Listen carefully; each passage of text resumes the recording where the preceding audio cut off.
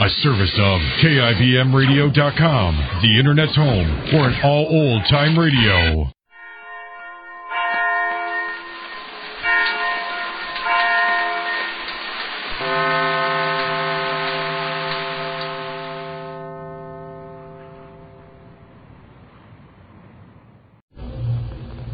And now, the life of Mary Sothern.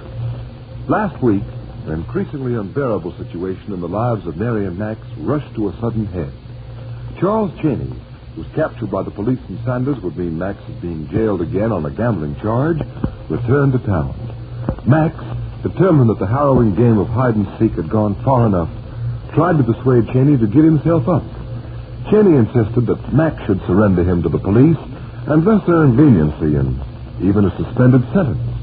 This Max stoutly refused to do, ended by marching Cheney to the sheriff's office and suddenly leaving the slightly muddled gambler to give himself up after all. The die was cast. Later, extras were in the streets. Cheney was captured at last, and in subheads, District Attorney's Office orders immediate return to custody of Max Sanders, out on bail.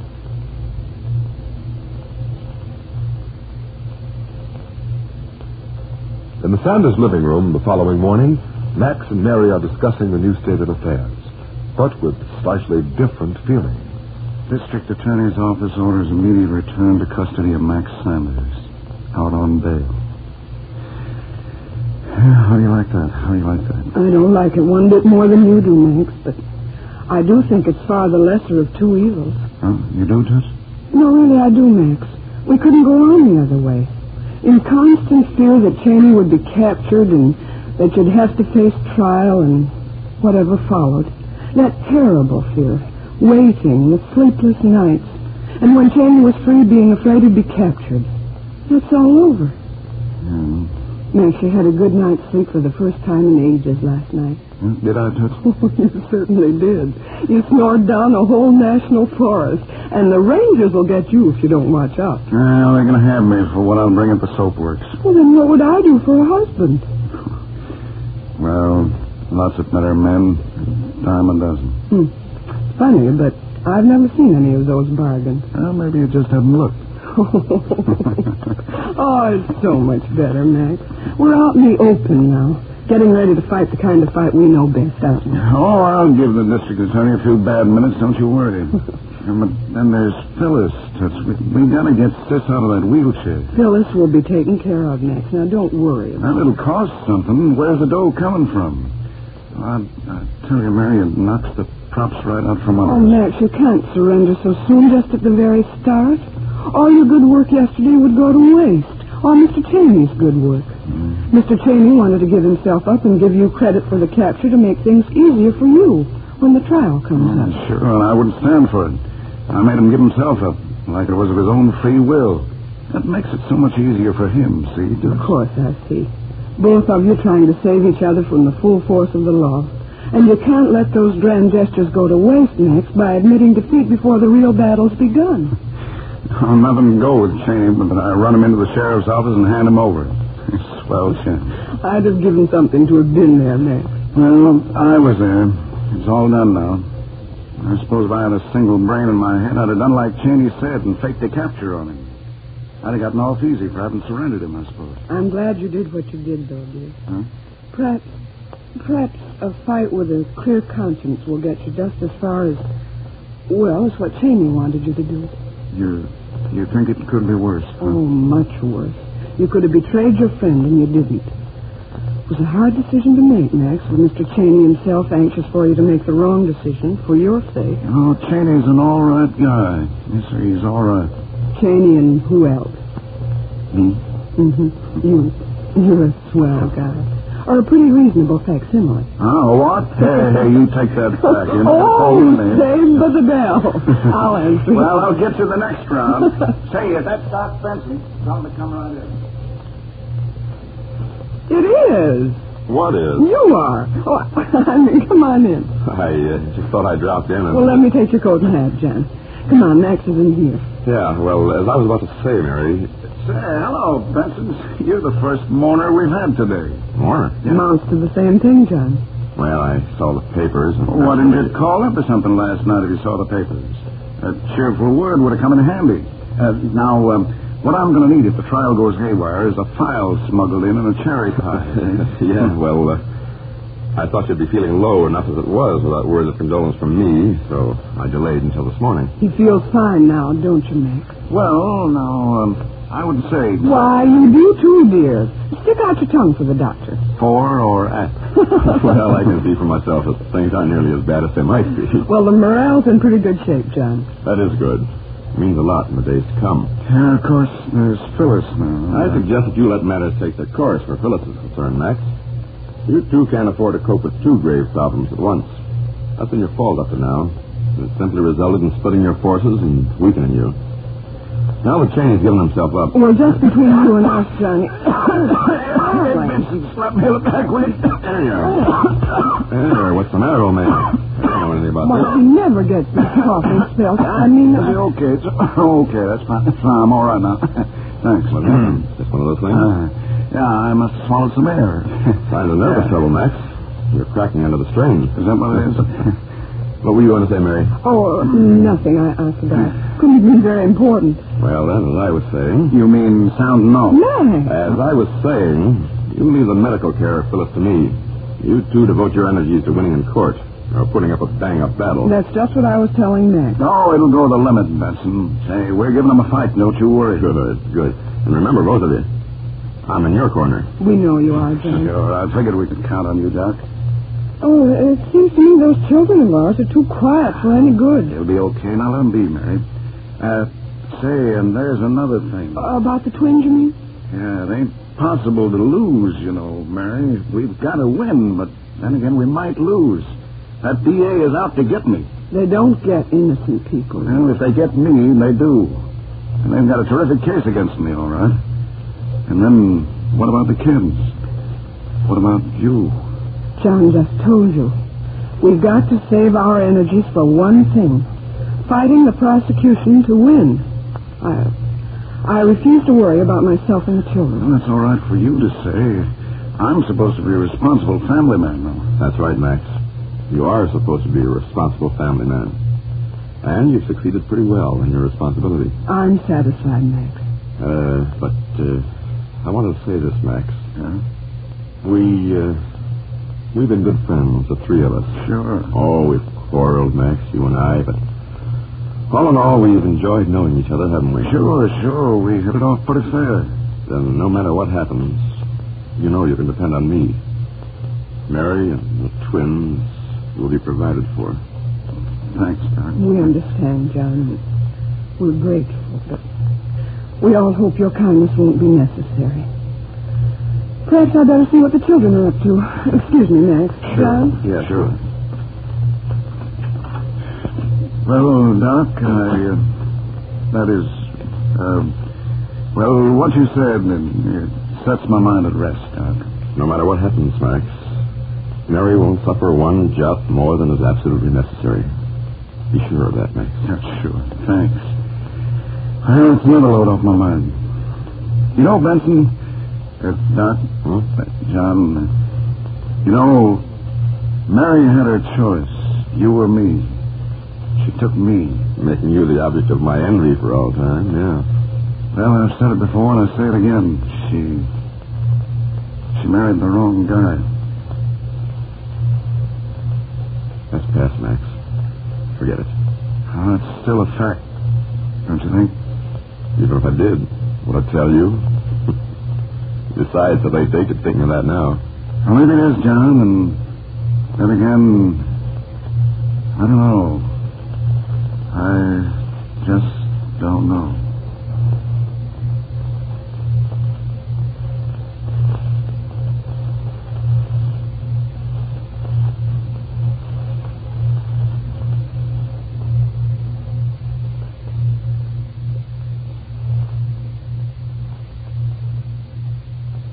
Poor Max. Your mind is indeed in turmoil, and yet not so much so that the welfare of your loved ones escapes serious thought. Not so muddled that you cannot see the faint outlines of handwriting on the wall.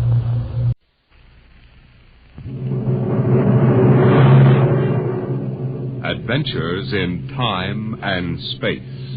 Transcribed in future tense. Dimension X.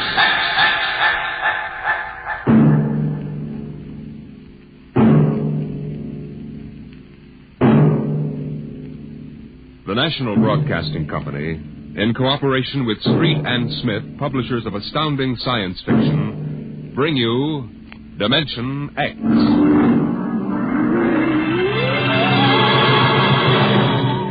The war had been going on for generations. The sea and air were ruled by guided atomic missiles. Radiations and total destruction drove man underground. And there the war continued. The great beds of shale and limestone trembled as an underground cruiser chewed its way through the ageless rock. The ship was squat, ugly, the top of its cutting head 40 feet above the clattering caterpillar treads. It was windowless, and behind the grinding duralloy blades were ugly lumps that concealed the guns. On the bridge, Commander Sanderson fought the bucking vibration, one hand tight on a stanchion. Culver. Aye, sir. What's wrong with the insulation? It's hotter than oven up here. Port refrigeration unit went out. Starboard can't carry the load. I've got damage control on it. Go back. Aye, sir. Give me a seismo reading. Severe shock 30 seconds back. Change course to 175 degrees. And half speed, please, sir, so I can chart the stratum. Mr. Culver. Aye, sir. 175, half speed. Aye, sir. Navigation, Lieutenant Watson. Bridge here. Change course to 175, Watson. 175. Aye, sir.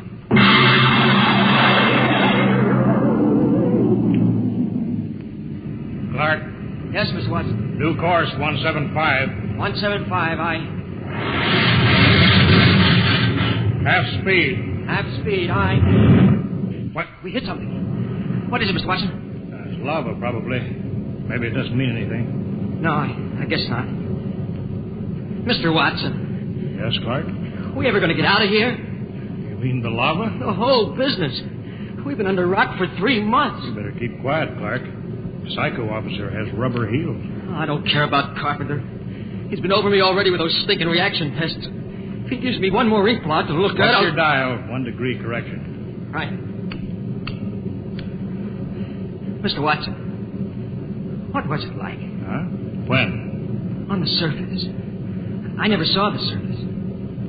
I was born in the Denver cave, half a mile down. Oh, that was a long time ago, Clark. Yeah. But you remember, don't you? You and Kovacs are the only ones on the ship who remember the surface. It was war then, too. Kovacs was in the army, the infantry. The Queen of Battles. Well, the Queen's dead now. What was it like? You mean in the surface wars? Yeah. Well, they had chaplains and... Chaplains? I guess you never heard of that. Now we have psycho officers. Yeah, they don't talk about religion much these days. It must have been something on the surface. I dream about that. I don't know what it was really like, but I dream about it. Then somebody takes me and shoves me down in the bottom of a hot closet. They shove a big hand over my mouth and I can't breathe. I wake up and I want to bust out of here with my fingernails. I just...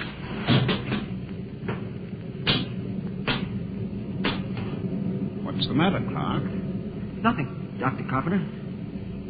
Nothing? No, sir. We were just passing the time, Carpenter. When's the last time you had an emotional reaction test, Watson? I don't know. I forgot. Just remember your seniority doesn't exempt you from psychiatric review. This isn't some slipshod surface vessel with organized superstition aboard. The old chaplains weren't so bad. Not scientific.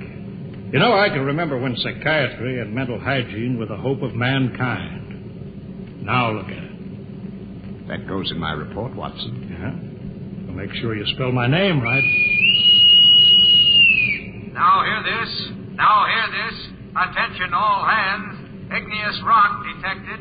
Fresh lava flow. Stand by to go to quarters. You're lucky, Watson. That is all. I'll finish with you later. I've got to check combat detachment. Sure. Go play with your ink blots. I'm busy. Now, go on, get out of the way. Get down to the combat detachment. They'll be happy to see you. Clark, check those dampers.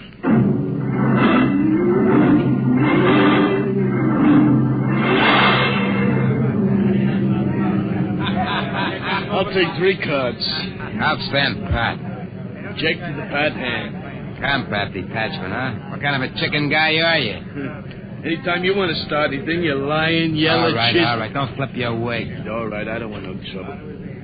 That rubber-soled rat carpenter, he's worked us all over. Yeah, all except Norman. Hey, Norman. Norman, how come you ain't been psychoed? I don't need it.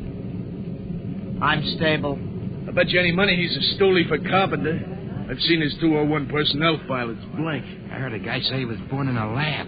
What do you mean? You ever seen him eat? Oh, you're crazy. The science press has been working on something like that. You're crazy. You know how many men they fell short in the last draft? 900,000. So what? Well, suppose you run out of real men for soldiers. Suppose you figure how to make them. Artificial. If they ever do, they ain't going to talk about it until it's combat tested. Yeah, I never thought of that. Hey, Newman. What do you got inside of you? Gears? I'm not supposed to talk about myself. Yeah? Well, suppose I make you talk. Hey, sit down, Shep. Sit down. All right, let go of me or I'll lay you out, too. Hey, cut it. Cut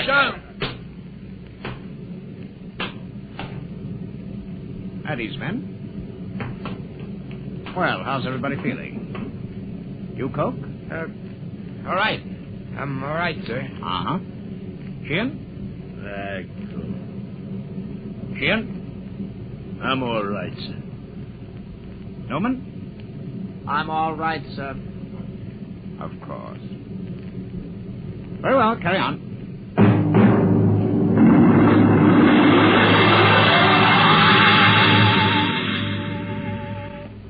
Commander Sanderson, I have my report. Later, Carpenter. It's rather important, sir. Serious personnel trouble is indicated below. It always is. Give your report to Culver. I'm busy. But, sir... Kovacs, give me a TO reading every 10 seconds. Aye, sir.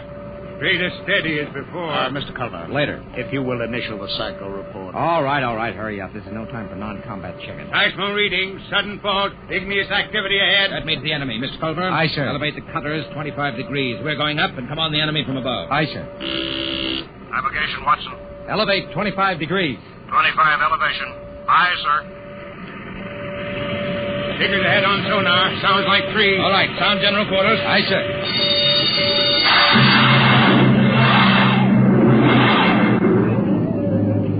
All right. General quarters. I've all this stinking luck. Aces I got. Get into your armor, you tubberlot. Yeah. Give me a hand, Shin. The oxygen valve on my helmet's stuck. Too tight. Helmet's too tight. You eat too much. At least I eat. Not like Noma. Yeah. Look at him. Full armor, and he's still smoking. I bet he lives on nicotine. Hey, Newman. Yes? You live on nicotine? Tobacco is necessary to me. Say that, a rope. What did I tell you? All right, shut up and test your helmet radio. Snap it down. Okay. Now I'll get mine. Can you hear me? Is my intercom okay? Okay. Keep the power up. Newman, check your intercom. I can hear you. Attention, combat detachment, move out. Where are those chow runners with battle breakfast? Breakfast, huh? I can remember when they had meat in the chow. When they had cooks instead of food chemists, first class. Quit griping, Coke. At least we eat. Yeah, we eat. How about him? Want any breakfast, Newman? No. I don't need breakfast. I can wait without it.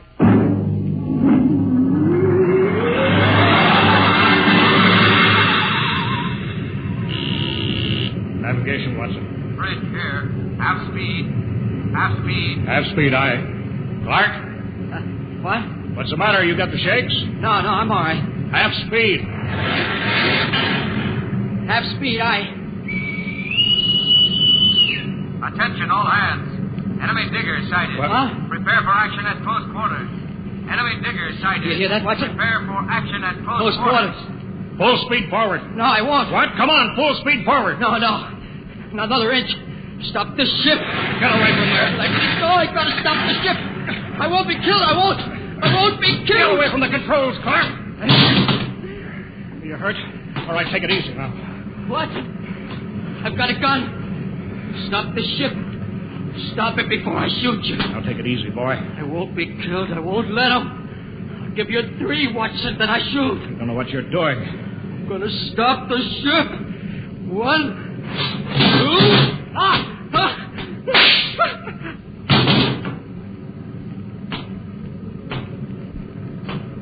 You could have wounded him, Carpenter. That would have been enough. My judgment was the clot was more than a marginal risk. I acted accordingly. Sure. I'll get a detail to clean up after you.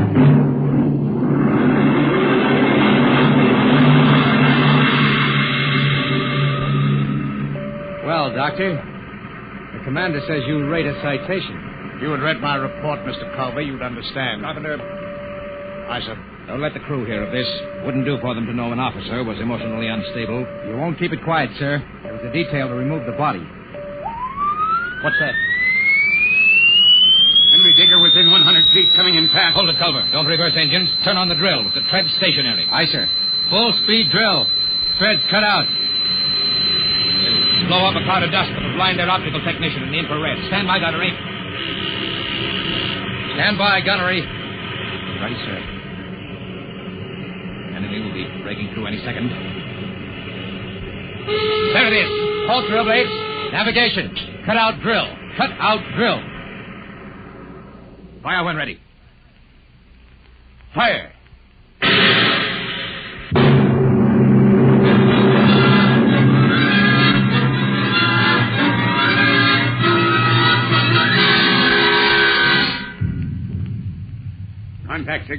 Contact signal received. Cease fire, Mr. Culver. Contact signal. Cease fire.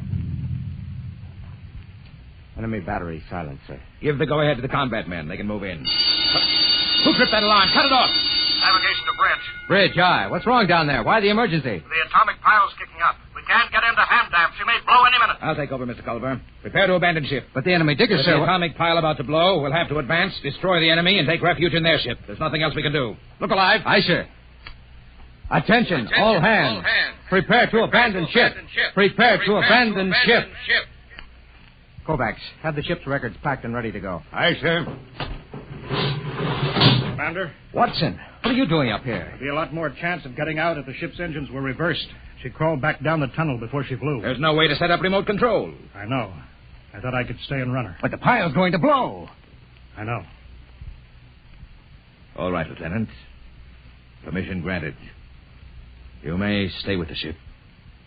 Thank you, sir. You may go, Watson. Aye, sir. We can't let him do that, Commander. You can't ask any man to do that. This is no time for sentiment, Mr. Culver. Doctor, you're a louse. That's an unstable statement, Culver. It's obvious that Watson isn't worth much anyway. He might as well die. I've heard enough, Doctor. You've had this coming a long time. Get away from me. Culver!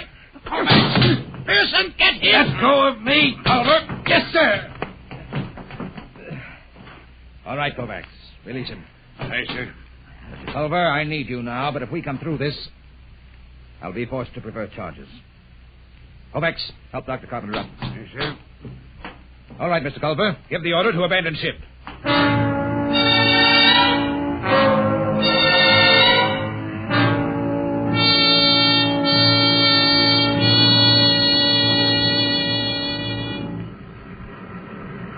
All the men are away, Kovacs.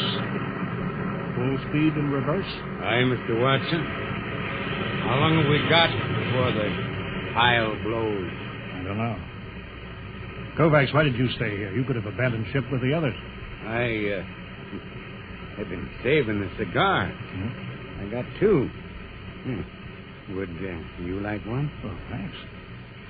Oh, that's good.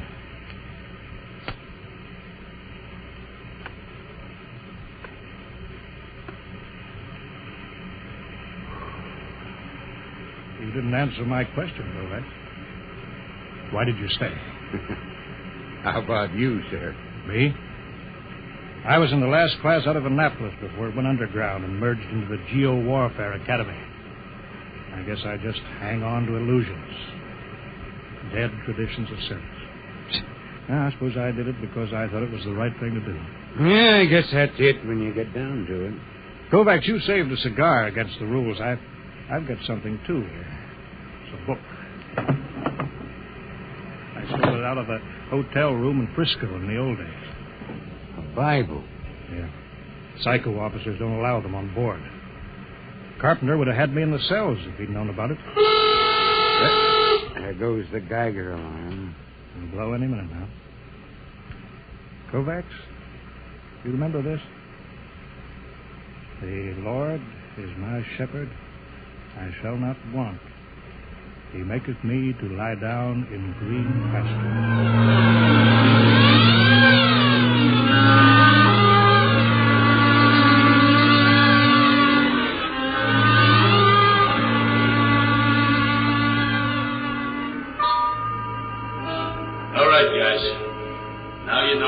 Underground cruiser looks like. Let's board her. What was that, Sheriff? I don't know. Come on. The enemy left their landing trap down. Let's go. Look out. That's Fontaine. I kicked in his faceplate. Look out for my gun recoil when I go up the ladder. They may be waiting for us. Where are they? Will there be some resistance? Let's get outside. Sneak into the bridge. We got him. There it is. Bridge hatch. I don't like this. They should have been guards. Forget that. You throw open the hatch. I'll cover him with a gun. Got your voice speaker on? Right. Okay, open it. Come on in there. Coke, look at them. They're all dead. Every one of them. This one guy with a sword. Can you beat that? Killed himself with a sword.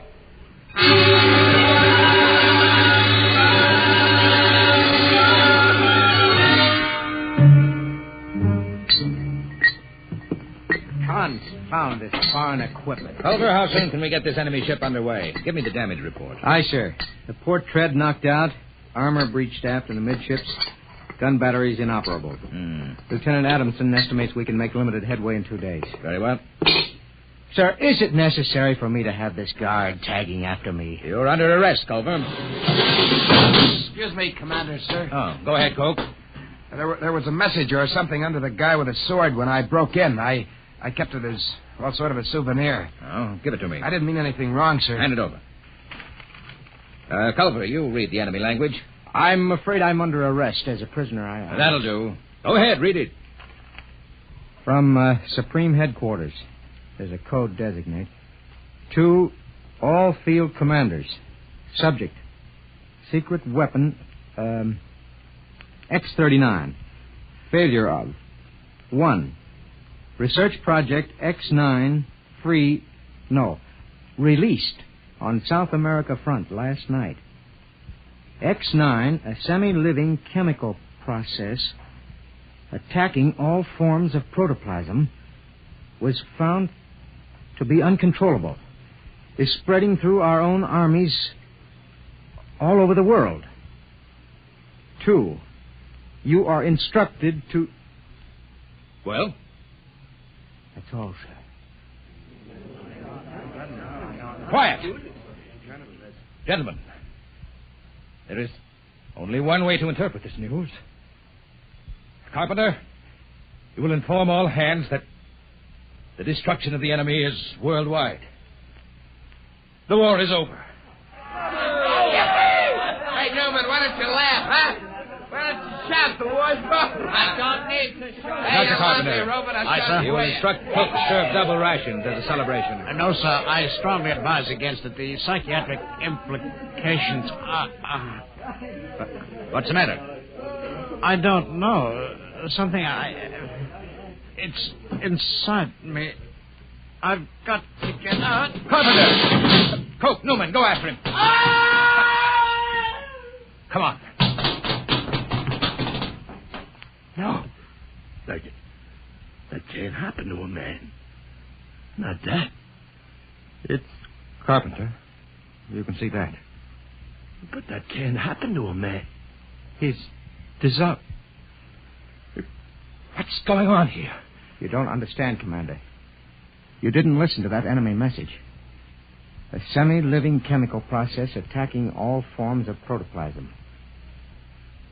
All forms. Carpenter, and you and me. You understand why the enemy killed themselves. They knew. The war's over, all right. There's got to be something to do. Calvert, Sun General Quarters. It's too late for that, Commander. The war's over. They invented the perfect weapon. The human race is dissolved. That's funny. Dissolved like Carpenter.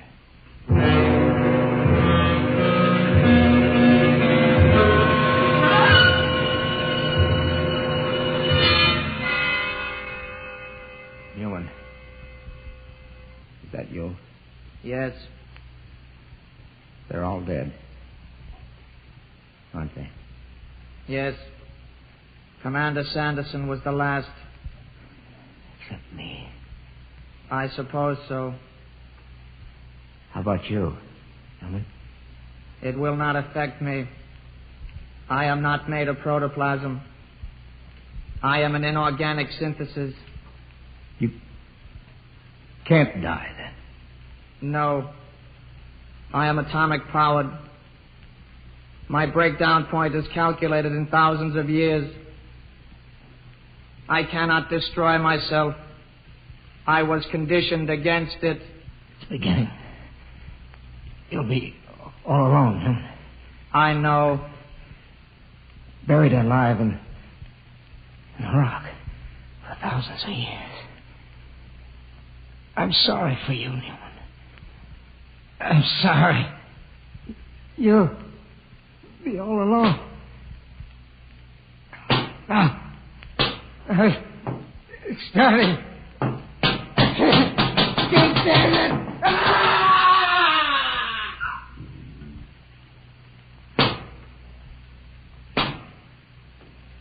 Why can't I die? Why didn't they make me so I can die like the others? I can't even kill myself. Why can't I die? Why can't I die?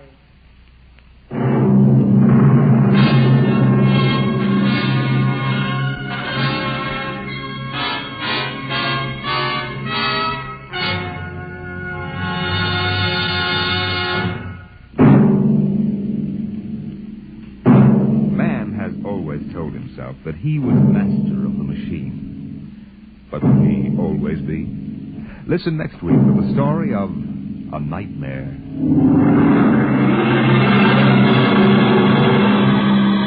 Dimension X is transcribed each week by the National Broadcasting Company in cooperation with Treat and Smith, publishers of the magazine Astounding Science Fiction. Today, Dimension X has presented The Last Objective, written for radio by Ernest Kenoy from the story by Paul Carter. Featured in the cast were Lawson Zerbe as Culver, Ralph Bell as Dr. Carpenter, Wendell Holmes as Watson, and Jack Grimes as Newman. Your host was Norman Rose. Music by Bert Berman. Engineer George Mathis. Dimension X is produced by William Welch and directed by Edward King.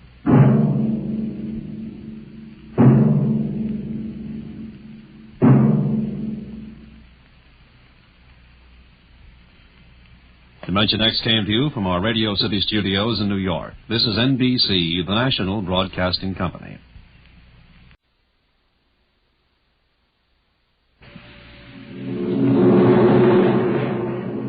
Adventures in Time and Space. Transcribed in future tense. Dimension X.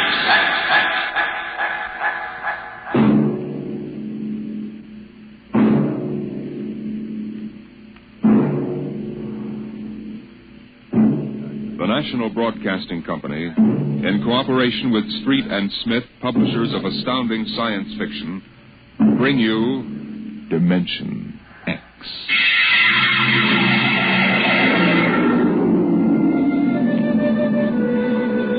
Nobody knows exactly when the nightmare began. They must have planned it for years, though, because looking back, you can find little incidents here and there. Like the concrete mixer in New Jersey that killed the bricklayer. And the time Senator Milburn was sucked into the rotopress at the Capitol office building. Unrelated accidents, we thought at the time. But they add up now. The day we really should have suspected was when the men walked off the construction job at the new Brookmeadow atomic pile on Long Island. I'll never forget that day. I was working as a statistical clerk in the project then, operating one of those miracle computing machines developed to fill the requirements of Army ordnance. They called it ENIAC. Mr. Gurney? Huh? Oh, yes, Bella? The chief wants to see you in his office. Me? Unless you're no longer Samson Gurney, he wants to see you. Oh, well, of course. What do you suppose? I do not read minds, tea leaves, or crystal balls. Of course. I'm sorry. I shouldn't have asked. Don't apologize. I'm sorry. And don't wait for me. Mr. Hawk is in a hurry. Yes, I'll go in right away, of course. Her name was Bella Roscoe. She was Mr. Hawk's secretary. I had always thought her a very attractive woman, but for some reason she didn't seem to like me. Of course, on a clerk's salary, I couldn't exactly afford to take ladies to the best places. But I've often thought that if there weren't such a disparity in our ages, I might have... But then... Come in. You wanted to see me, Mr. Hawk? Gurney, I thought those electronic computations were infallible. They are, sir. Well, we got a kickback from the chief physicist. These nuclear equations are inaccurate. No, they aren't, sir. I'm telling you what the memo says. Well, sir, occasionally, if there's an overload, the machine goes haywire. Sort of has a nervous breakdown, you might say. We usually rest it up for 24 hours, and it's okay again. Well, do whatever has to be done. Yes, sir. Oh, and Gurney. Yes, sir. You've been with the Bureau for over 15 years now. It would be a shame to have to remove you because you aren't keeping your mind on your work. Oh, Mr. Hawk, I hardly think anyone... Excuse me. Hawk speaking. What? Dave, what? All of them? Well, have you tried to talk to them? Yes, of course. I'll send one of the safety engineers over. This place is falling apart piece by piece. Miss Roscoe? Yes, sir. The men in the construction gang at the new building have walked out on us. What? Someone slipped this morning and fell into a turbine. No. Get the chief safety engineer. Have him over there right away. Yes, sir. Oh, and contact the personnel office. Have them ask the union to order the men back to work. Get back to me. Yes, sir. Mr. I'm Hawk... sorry, Gurney. I have no time to discuss anything further. Get on the job and stay awake, or we'll have to make some changes. But, Mr. Hawk, That's all, I assure Gurney. you... That's all. Now, you probably gathered by this time that I wasn't a very important man at Brookmeadow. I hated Mr. Hawk with a passion because of his superior attitude, and because I knew that Miss Roscoe admired him as a man of strength and decision. I was secretly happy he was having trouble with his construction crews. That evening, I wandered over to the site of the new atomic pile to see where the man had fallen into the turbine. They had the construction area fenced off with barbed wire, and a security guard stopped me. Hold it, buddy. You can't go in there. That's a restricted area. I'm Samson Gurney from the statistical section. Here's my identification. I'm sorry, Mr. Gurney. Nobody's allowed in the area. I see. We had a lot of the employees come over tonight to take a look, but nobody gets in. Orders. Tell me, was he, killed instantly? Like that. Mm-hmm. Yeah. This guy was checking a magnetic field inside the turbine, see? Right down inside it. It's all over. But if it wasn't hooked up... Look, Mr. Gurney, they got smarter guys than me trying to figure these things out. Yesterday it was a concrete mold. Wham! 2 guys get sucked right into the mixer. My. 3 days ago, a bulldozer starts up by itself and runs wild. 1 killed. 2 almost. Go figure it out. You know what I think? Sabotage. We got more guards and FBI men in here than we got workers. flea couldn't get through without proving he didn't come off a Russian wolfhound. Now, I'm a statistician. All my life, I've been interested in statistics. So, a simple-sounding thing like this started me off. I went back to the office that evening instead of going home, and for the next 2.5 hours, I computed figures on the probability of industrial accidents for the types of machines we were using.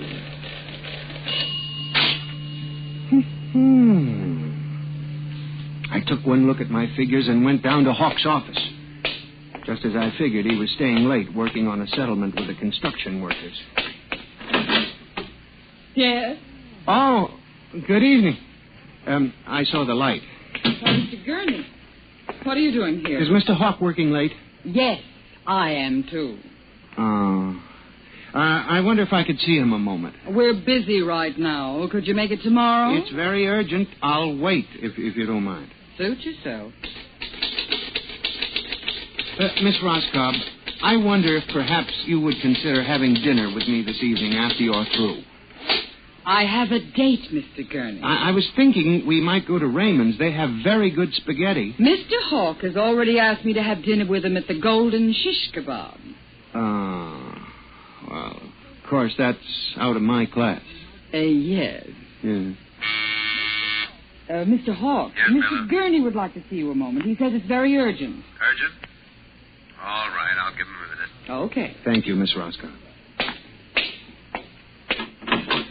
Mr. Hawk, in the past 3 months, industrial accidents all over the country have taken a sharp, unexplained upswing. Why don't you stop playing FBI man and stick to your job, which, incidentally, you haven't been doing too well. You and our computing machines have made mistakes before. Now, this is probably another. I'll have Miss Ross come, sir.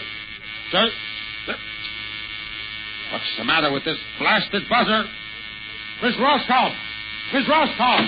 Yes, sir. Stop this blasted buzzer. Get a repairman, a mechanic, anything but stop the thing.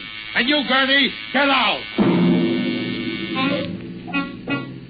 I went back to my office to get my hat and coat, feeling about as unhappy and humiliated as a man can feel. He had thrown me out in front of her. The office was dark and deserted. The whole building seemed oppressive and unnatural.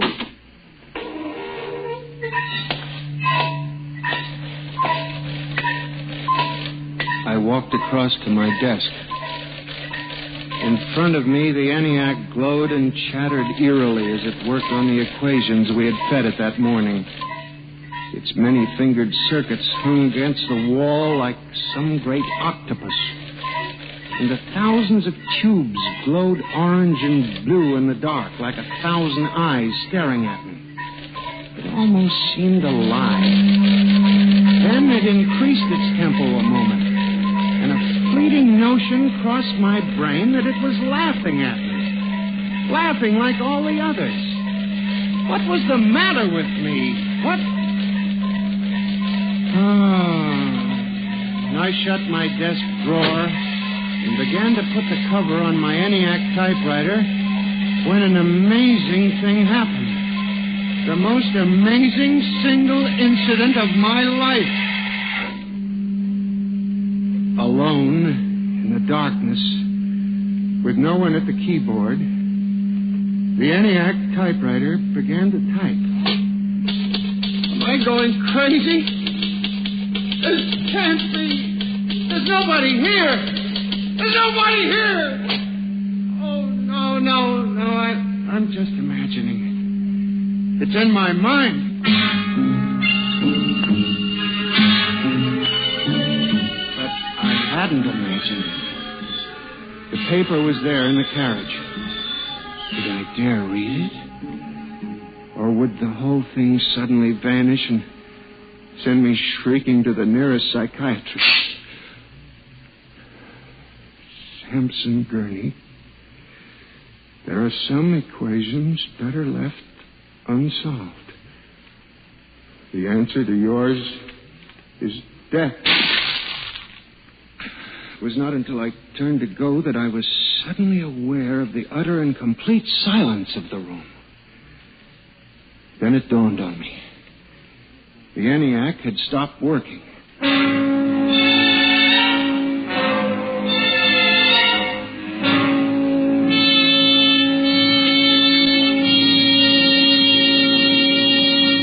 Gurney, do you expect me to believe this? It's insane. Mr. Hawk, I'm ashamed. Take it easy, Gurney. Now, this is just some practical joke someone in the office is playing. There was no one in the office. Of course not. They wired up the machine and left. I checked the machine myself, Mr. Hawk. All right, Gurney. You leave this note with me, and I'll turn it over to the security force for further investigation. But... No buts, Gurney. The security men will handle it. Yes, sir. Well, maybe you've been working too hard lately. You've got to relax more. Now, here, let me light that cigarette for you. I watched him trying to make the lighter work. I don't understand this. I just put fluid in it. There's a brand new flame. It seemed ridiculous. A little piece of mechanism like a cigarette lighter frustrating the big, important executive. Oh, blast this lighter. Ah, here's a match. It was such a small thing. And yet as I watched him, a thought began to take shape in my mind. Nebulous at first, incredible perhaps, but it grew. You just relax for a few days. Everything will turn out all right. Well, the main thing is not to let little things upset you.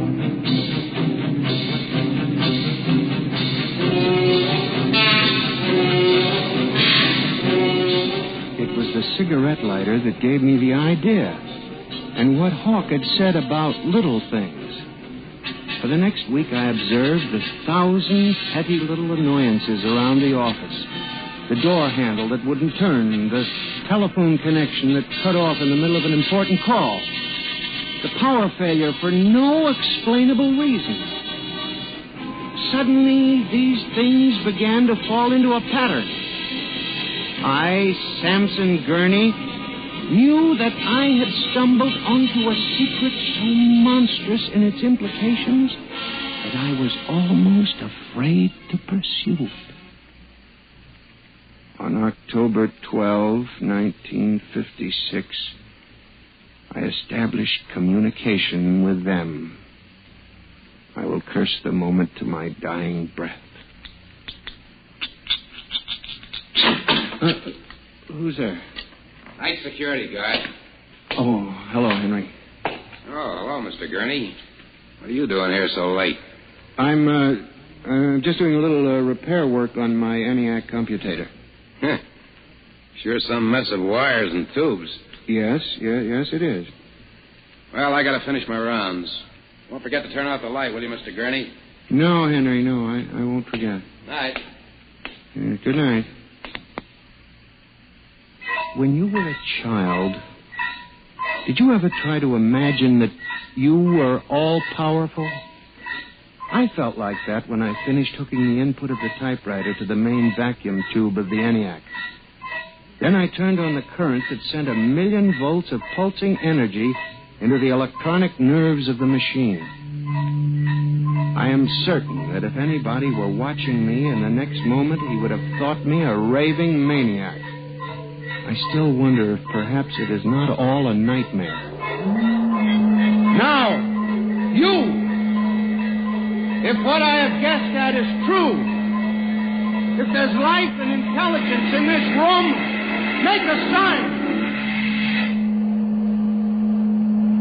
There was nothing. Nothing but the hum of the machine and the dull glowing of the tubes. Then, suddenly, without provocation or explanation, it happened. The ENIAC typewriter began to respond to the impulses from the machine. The letters were Y, E, S. Yes. It had happened. I, Samson Gurney, had communicated with a machine.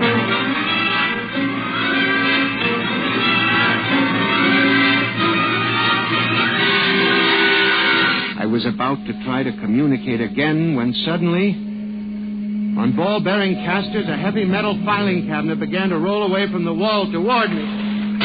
I started to move to one side when another cabinet slid out from the wall, and then another, surrounding me. That was when I realized that they cooperate. We taught them that, you see, on the assembly lines and in the factories. There was no way out. How could a mere man reason with dumb machines?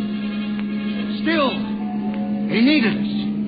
They needed us to oil them and repair them and build them. They hadn't gotten to the point yet where they could exist without man. I had to make them understand that before they killed me. Listen to me. You must listen. What good will it do you if you kill me? I'm only one man, but I can help you. I can be useful to you. Do you hear me? Do you hear me? Good. You're going to need men to oil you and repair you. I'll do anything. I'll do absolutely anything you want, but in the name of God, don't kill me. If you can understand this, answer me. Answer me. The appeal captured the longing of centuries. Man as slave to the machine. And after a moment, the circuits glowed more brightly. The cabinet slid back to the walls. As I tore the tape from the machine and read it, the words were almost pathetic in their longing, but most ominous in their implication. They read, "Address me as master."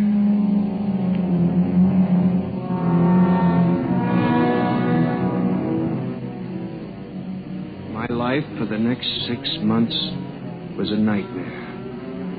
The ENIAC gave me messages which I had to transmit into my telephone. I was frantic. I began to lose weight. I couldn't sleep.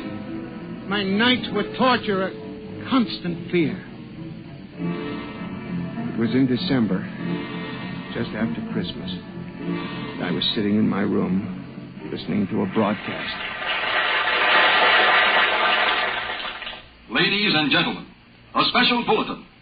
Already 24 hours before the peak of the New Year's traffic, over 1,000 deaths have been reported. This is an unprecedented figure. Again, if you... That very afternoon, I had transmitted a message to the telephones for relay to all machines of transportation. The message was one word: kill.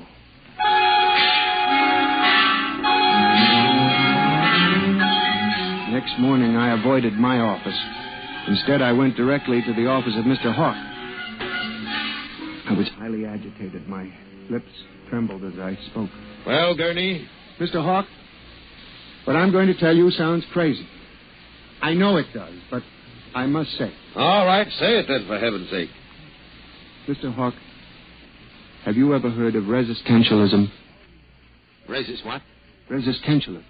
You're not making sense, Gurney. Mr. Hawk, I'm trying to tell you. All these accidents, the trouble with the machines, Mr. Hawk, they're alive. They think, they cooperate, and they hate us. Who? The machines. Gurney. You've got to believe me. I've communicated with them. I know.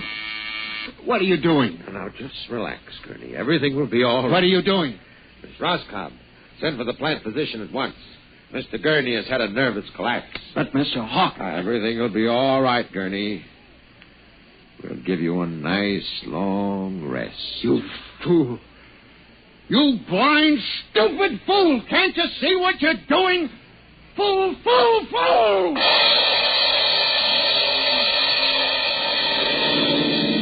When the plant physician arrived a few moments later, Lucius Hawk was found at his desk, strangled to death in a nest of telephones. The wires were still humming softly.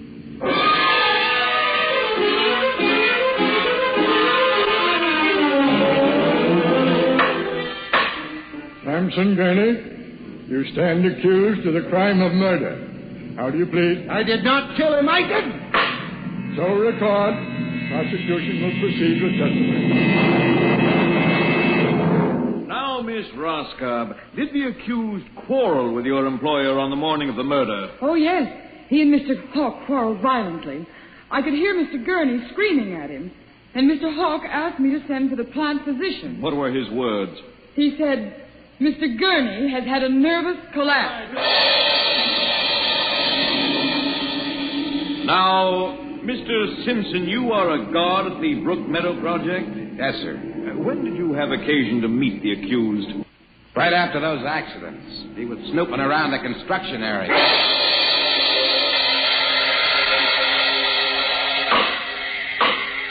Samson Gurney, court hereby finds you guilty of murder in the first degree. Recommendation that you be examined, committed to the state hospital for the criminally insane at Maplewood.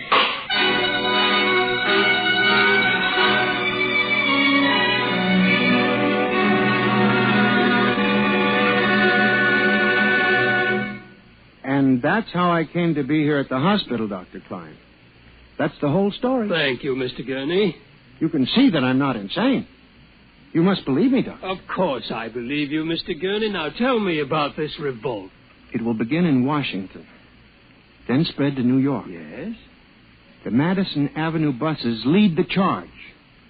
Picture it, Dr. Klein, 3,000 buses roaring rampant through the streets, people running like rats in a maze looking for manholes in the pavement. And you really believe this will happen, Mr. Gurney? I know it, Doctor. The worst part of it is there's no way to stop them now. It's too late. Now, you mustn't excite yourself, but Mr. Doctor, Gurney. Don't you see?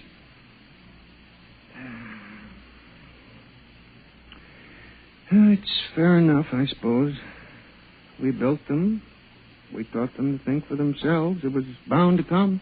I guess the female machines will be worst of all in the beauty parlors. They're more high-strung, you know. Well, since there's nothing we can do about it, Mr. Gurney, suppose you go to your room and Maybe if I went to my old Plymouth, I could make a deal before the police cars got me. Yes, Doctor? Would you take Mr. Gurney to his room, guard? He's already been given sedation. Yes, sir. Those concrete mixers may have made a mistake, you know. Just high spirits and all that. But if they got so they liked the flavor... We'll see you later, Mr. Gurney. Now, try not to worry too much. All right, guard. This way, sir. Oh, machines revolting. Telephones strangling people. Oh, blasted cigarette lighter. Why won't it work? I just filled it. Flint is good. Oh, well, you can never trust this newfangled machinery.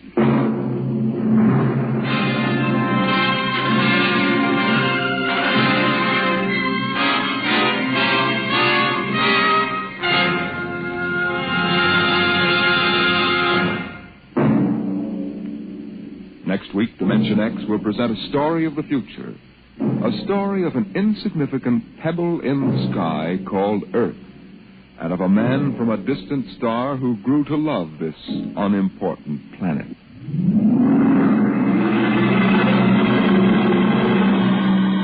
Dimension X is transcribed each week by the National Broadcasting Company in cooperation with Street & Smith, publishers of the magazine Astounding Science Fiction.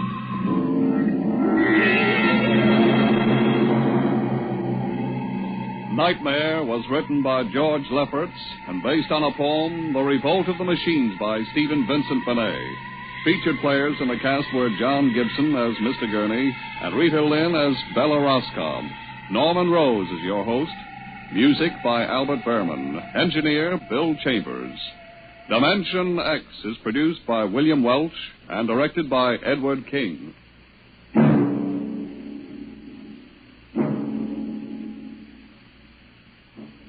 Down in the depths of the Euclidean underwater city, the little band of adventurers whom we have come to know as the Gregory Party find themselves faced with a new problem, and probably a new danger. The Euclidean girl submarine commander who helped them to escape from the island has been put out of the Euclidean colony and made a prisoner with the Gregory Party. Jerry and Joan believe the girl to be a good friend of theirs, but Captain Bradford isn't so sure. Some emergency has stopped all activity on Euclidia, and Mrs. Gregory and the captain have gone to find out what they can. Jerry and Joan remain with the girl submarine commander in their quarters. Hey, you know, Joan, there was something mighty funny about the way Tex was acting when he went out of here. His manner seemed to be very abrupt. Well, it was more than that. Golly, Tex doesn't get excited very often, but he was sure off balance about something this time. Do you think that we said or did anything to offend him? I believe I know what was troubling the captain. What? For some reason, which I cannot understand, he suddenly became suspicious of me. Of you, Elaine? Precisely. Well, what did you do? Nothing. I merely asked permission to take part in all of your discussions for plans to escape. And the captain decided to leave the room, taking Mrs. Gregory with him. Oh, that didn't have anything to do with it. Surely not. I appreciate your confidence in me, but you are mistaken. I have studied too thoroughly the expressions of faces under strain. I know what the captain was thinking. However, it will not change my plans. I would like to help you, and will continue to do so to the best of my ability. Oh, gee, Elaine, we know that. Now quit worrying about it, and tell Joan and me what this emergency or something, what's it all about? I have no more definite knowledge than you two, but I recognized the existence of such an emergency when the concentrated food pellets were substituted for our regular food. Do you think that all of the Euclideans are now engaged in some important work and could not spare the time to prepare our usual meal? Precisely. What may have happened, we can only surmise, but it must be serious. Well, at least they're still here. Thank heaven for that. Hey, they're all excited about something. What has happened, Mother? Oh, a great deal. You three haven't moved out of this room since we left? No, sir. We have followed your instructions to the letter, Captain. Good. Now we'll have to work fast. Doing what? Escaping from this place. Escaping? Yes, Joan, dear. We have a greater chance now than we'll ever have again. What has happened? One of the chambers... Silence! What? I am sorry. I forgot for the moment. But if you had not spoken, if I had been allowed to count the strokes of that alarm gong, I could have told you where the accident occurred. Oh, well, then, I'm sorry. I know about what is happening, but I'm not sure where. I have counted the strokes. There were 12. 12. Chamber 12. The airplane testing chamber. What does it mean? The chamber is being flooded. They would sound a general alarm for nothing else. Well, it's general, all right. Every Euclidean in the place was running toward the other end of this first big cave. Yes, that would be correct. Chamber 12 is diametrically opposite our entrance to the city. Oh, but if that place is flooded, well, we'll all drown. Isn't there anything we can do? Oh, I thought something of trying to steal one of those rocket planes, but guards in the locks would stop us. If the guards are still there. Those men will remain. I have a plan. Well, hurry up with it. We need it. Oh, by all means, Elaine, hurry. If the captain will allow me. Huh? You must trust me now, Captain. Well, how did you know that I mean, what makes you think I don't? That is not important now. I have a plan which may save all of our lives. Oh, we'll hear it gladly. Did you see your 3 former employees in the agricultural section? Yes, McLeod, the skipper, and Jim Lowe are still among their pigs and chickens. They would be of no assistance to the Euclideans. I will take them with me as I pass through there. Where is my Euclidean uniform? Well, in my room, Elaine. Give it to me. Well, hurry. I'll get it. Well, what's the idea, Elaine? I am going to steal a rocket plane, taking your 3 employees with me. My Euclidean uniform may get me through the guards, who will not know that I am no longer a Euclidean. If I can get into one of the rocket planes and out into the water, we are saved, at least for the moment. Oh, yeah, you are. But what about us? We haven't any Euclidean uniform to sneak past those guards with. You will go up this narrow steel corridor leading to the airlock near the surface of the water. You mean the one we found in the crest of the volcanic crater? Precisely. In a panel in the wall, you will find helmets. Put them on. Wait there for me. When the shadow of my plane is over you, fill the lock with water and leave it. I will take you aboard. But what about provisions, and what of these Euclideans? Please pull that uniform over my head quickly. I have no time to remove my dress. Oh, very well. Help me, dear John. Yes, Mother. I will take as many precautions as time will permit to safeguard the escape. But we will run certain risks. Oh, golly whiskers. We're used to that. How long will it take you to do all this?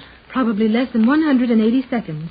I will hurry, and you will not have more than enough time to gain the surface lock. But what if you fail? You will still be safe. Gee. Golly, that girl's got nerve. Well, Tex? Oh, I'm sorry I suspected her. Well, this is no time for such worries. We must be on our way. Yeah, that's right. But if she gets a rocket plane up there in 3 minutes, we can't get there much ahead of her. Right. Come on, let's go. What do we take with us? Nothing but the clothes we have on. But, Tex, we're 4,000 miles from Los Angeles. Oh, and that rocket plane will make it in 4 hours. That's it, Pep. All we need is a chance to get away. Are you sure you remember which corridor we take? Oh, we found it once. Yes, and we'll find it again. Now, come on, out you go. Everybody, hurry. Well, let's see. We turn this corner right around to the left. Well, you lead the way, Jerry. Good idea. You and Joe in the middle, Pat. Come on, now, I'll bring up the rear. All right. Well, come on, then. Now, we'll have to hurry to beat that girl to the top of this thing. Oh, I don't like to be walking on this noiseless steel at a time like this. It's too easy for someone to slip up on us. So Jerry and I thought, Mother, until we discovered that all of these polished steel walls act as mirrors if anyone is following or approaching you. Why, sure they do. If we can see ourselves in them, why, we could see other people. Well, if anybody could see how we look now, they'd sure get a laugh out of us. We aren't dressed for a 1,000-mile trip, and we're going to get wet and cold in that water. Yeah, and we're also going to get away from Euclidia. If we can trust that girl. I think you may do so, Captain. Well, I don't want you to think that I'm in the habit of running around suspecting people without reason. So I'll tell you why I'm afraid of that girl. Come on, let's keep walking as I tell you. Oh, yeah? Well, what is it? Well, she's been carrying a ray gun around with her.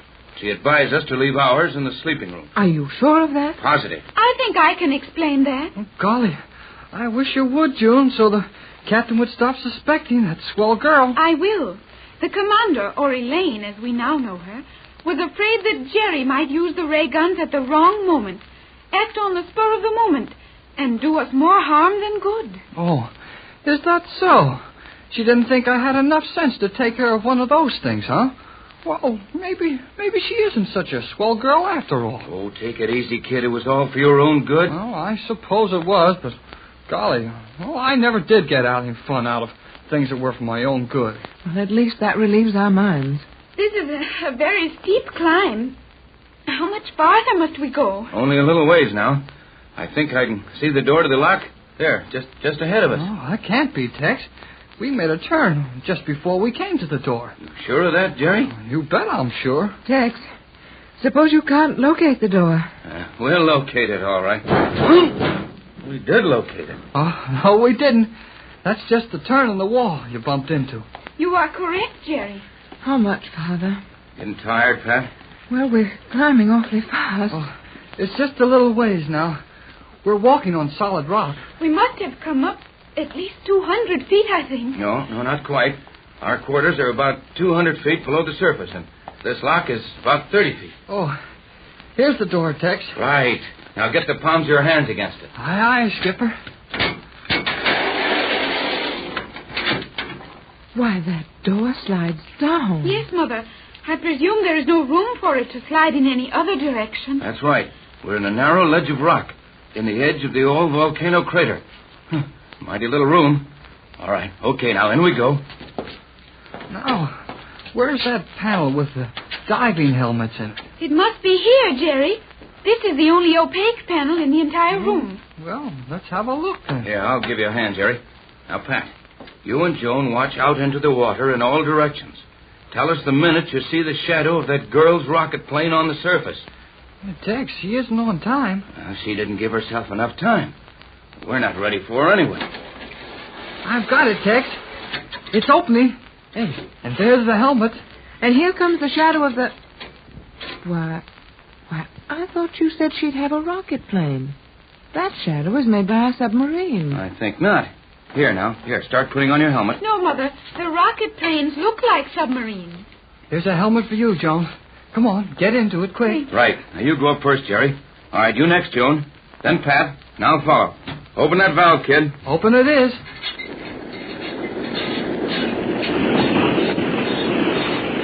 Now, helmet's on quick. Now, just swim up. It's only 30 feet. Lock is opening. All right, shoot, kid. Good luck, everybody.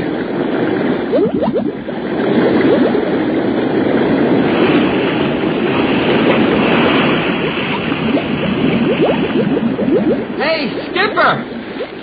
Open up, will you? Come aboard as rapidly as possible, Jerry. Make room for the others. Okay, Skipper. Boy, you sure move fast. Hey, Joe, over here. I'm coming, Jerry. Throw away your helmet. I've done so. Up forward, out of the way, Jerry. Hurry, Joan. I will get in as rapidly as possible. Everybody here? All here, Tex. Where's Jerry? Jerry is aboard. Hurry up forward, Jones. Come, Mrs. Gregory. Well, I'll do my best. Oh, these wet clouds. Here, wait a minute. I'll give you a hand, Pat. Up forward, please, Mrs. Gregory. Be in the second, Elaine. Close the door after you. I will prepare to take off.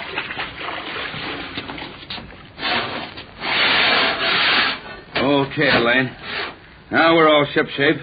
Brace yourselves up forward as well as you can. We are crowded, but not overloaded. We will now take off.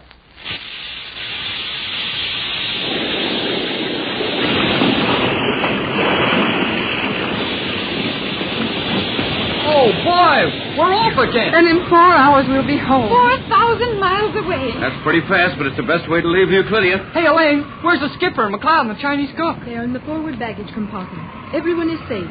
I will set my course for Los Angeles. How soon will the Euclideans take out after us? Not 4 hours. I have magnetized their submarine locks. We will not be overtaken on this flight.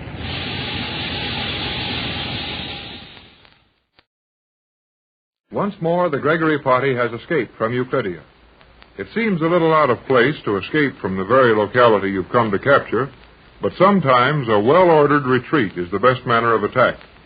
Captain Bradford has discovered exactly where and how he will use his universal solvent to take over the weird underwater colony of Euclidia. But he hasn't any of the materials necessary to compound the formula, and the only way to get them is a quick return to Los Angeles. The Euclidean girl submarine commander has proven a real friend and has taken one of the Euclidean rocket planes. We find the girl commander at the controls now, as the entire Gregory party of 7 other people ride with her at a speed of 1,000 miles an hour. They have been in the air 4 hours since leaving Euclidia and are almost over Los Angeles.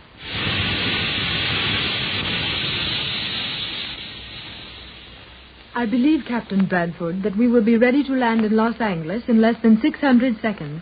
10 minutes to Los Angeles? Precisely. And we've come more than 4,000 miles in 4 hours. Well, the wonderful part about it is there's no noise, no sensation. Boy, there was plenty of sensation when that plane like this one went down with us, wasn't there, Tex? Plenty, Jerry, but Elaine seems to have better luck with this one. I think it is not a matter of luck, Captain. Elaine is the finest pilot in Euclidia. Right, Joan? Yes, Joan, dear. The type of flying Elaine has done during the past 4 hours wasn't luck. I'm glad my work as a pilot meets with your approval. It certainly does, Elaine. Oh, Mother. Yes, Joan? Look down. Oh, I've been looking. Can't see a thing. Not much visibility. What's our altitude now, Elaine? We have descended to 4,000 feet. 4,000 feet? Well, that must be a very heavy fog below us. It is indeed. And soon it will be all around us. I must descend if we hope to locate Los Angeles. Yes, and after we locate, it's going to be fun to find a place to land there. Surely it will not be difficult. We will have the entire ocean. Oh, no, we won't. You just can't flop down the rocket plane anywhere around Los Angeles. Well, you'd have so many people around you, it should be sunk before you could land. That is not reasonable, Jerry. It is to us, Elaine. Our people have never seen anything like this. Afraid that won't do, Elaine. We'll have to locate some place where we can get out of this plane and hide away before anybody knows we're home. I cannot help you now. I know nothing of small bodies of water near your home. I got it. Can't we get word to Johnson to meet us? Well, of course, Jerry. But it will have to be someplace very near home. Elaine says we'll be over the city in a few minutes. Well, this is close to home, all right, if it's big enough. How much water do you need to land this ship in? I mean, how long a body of water? I would prefer 100 feet. I can land in 80 if it is necessary. 80 feet? But this plane is 65 feet long. Precisely. My helium tanks are full. We will inflate the shell to its capacity, using the emergency balloons of fabric. It is possible to settle down almost vertically. You mean you've got balloons hidden in the roof of this thing? And all you've got to do is turn some helium into them? Precisely. Well, golly whiskers. Yeah, me too, son. Hey, we're losing altitude rapidly now, aren't we? We are. I would suggest that you call your Mr. Johnson at once. Oh, he'll be so surprised. When we talked to him an hour ago, we were 1,000 miles from here. Mr. Johnson knows our speed. He will be waiting for the call. Is this radio ready now, Elaine? You may proceed. Well, where's your body of water, Jerry? Lake Hollywood. Lake Hollywood? Is that large enough, Tex? Plenty large enough. We've got several hundred feet of water surface there, but it's in a bad spot in the fog. I will not worry about the fog, Captain Bradford. When you assure me we are within reasonable range of this lake, I will take care of the fog. You'll what? I will remove the fog from my path. I did not know that was possible. In fact, I am learning that I knew very little of Euclidia. I think we're all learning that, Joan. But how can you do anything about it? Hold it, Jerry. I'd better get Johnson. CQ Johnson. Hello, Johnson. Bradford to Johnson. Are you getting me? Go ahead, Bradford. Your signal is strong. Johnson. Waiting. Go ahead. We're almost over Los Angeles. Be there in a matter of 5 minutes or so. Going to land on Lake Hollywood. Rush up there with transportation for 8 of us. Keep it quiet. Repeat. Meet you at Lake Hollywood as soon as possible. Transportation for 8. Keep it quiet. Johnson. That's all. Wait, Johnson. Hold on. Waiting. Leave the gates open so we can run into the grounds and into the house on the double quick. We might pick up a curious friend. That's all. Everything will be ready. That's all.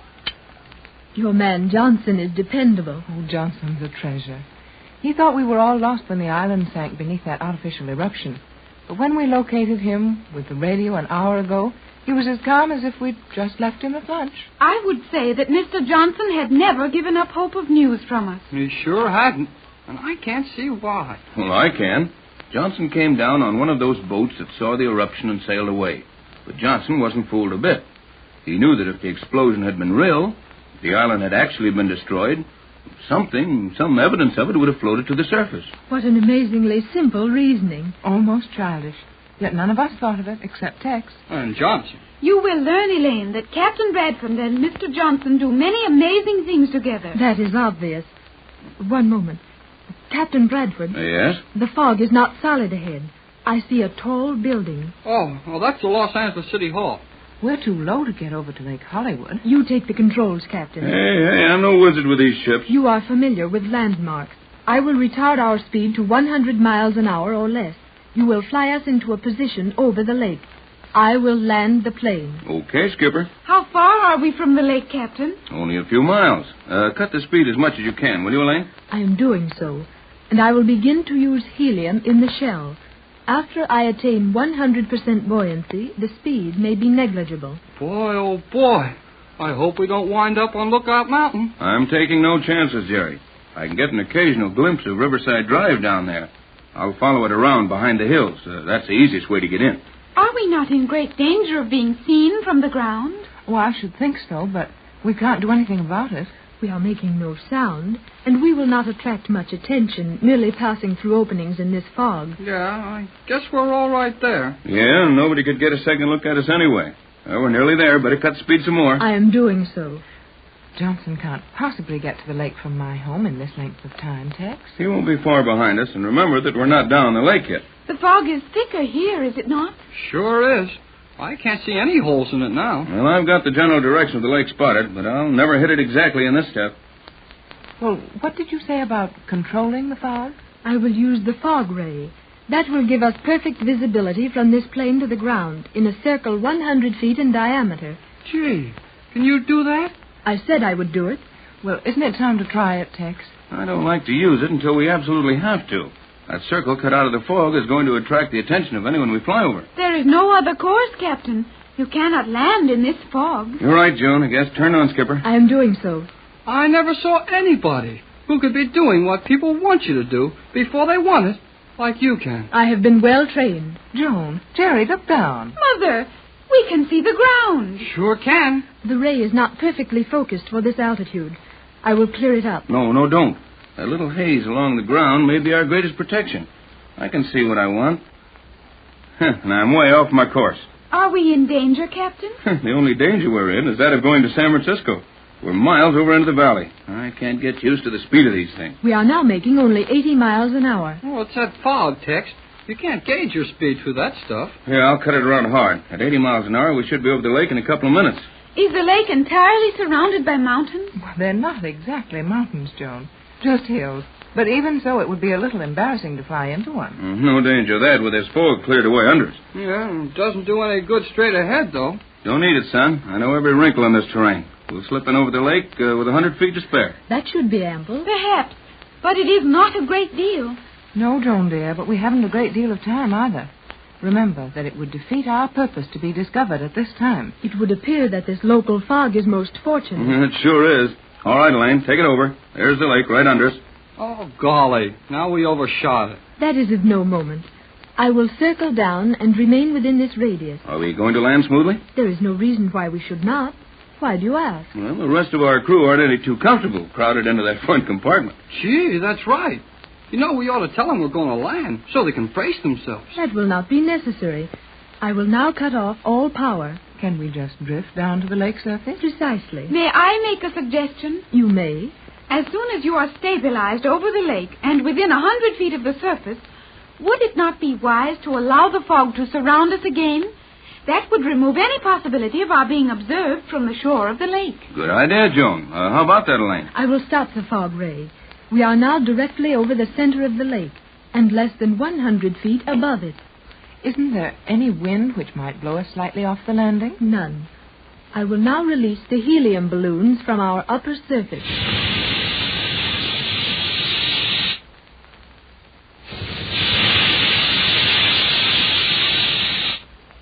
Boy, we sure stopped going down. Not entirely, Jerry. We are descending slowly. What a novel way to land a plane. Why shouldn't this prove practical for our own planes, Ted? It would. And after we take care of those Euclideans, we'll put a lot of these ideas to work in our world. We are nearly to the surface. Hey, any minute now we'll hit. Get set, everybody. No preparation is necessary. The landing will not disturb you. And that fog is so thick we can't see a thing. Nobody can see us. Good thing they can't. Boy, what a story this would make in Hollywood. I suppose it's silly, but I'm getting a little nervous. We should soon be down. We are resting on the surface of the water. Huh? Down? But, Elaine, I couldn't even tell when we landed. Naturally not. The helium balloons compensated perfectly for our landing. Can you taxi over the shore without making any noise? Easily. But would it not be well to wait until we know where Mr. Johnston is? I know where he'll be, at the dam on the south end. Then I will use small jets of gas and feel my way slowly to the south end. Golly, we're home. We're here, Mrs. Gregory. Yes, Jerry, we're home. And less than 4.5 hours ago, we were over 4,000 miles from here. It is indeed remarkable. But one thing is not clear to me. What's that, Joan? This fog will not remain here. How will we hide the rocket plane? Oh, yeah, that's right. After we leave it, I will flood the outer shell. The plane will sink in the lake and remain in perfect condition and safely hidden until we want it again. Well, it looks as if our troubles are nearly over. Yes, they are for the moment. But we still have the little matter of going back to Euclidean, capturing those men, and doing that in a matter of hours. That we will be able to do. I will now land you at the south side of the lake.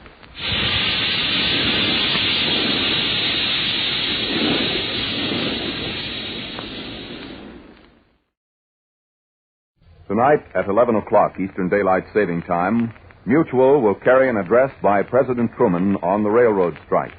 That's tonight at 11 o'clock Eastern Daylight Saving Time over your local Mutual station. Faster than a speeding bullet.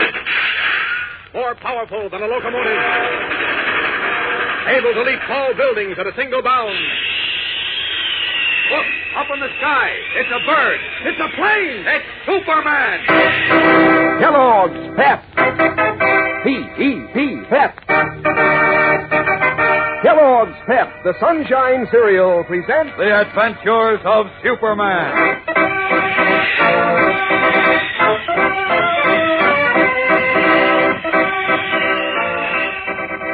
Today, Clark Kent and his friends at the Daily Planet are unaware of the duplicity of young Mary Honig as they plan their first attack against Al Vincent and his den of thieves.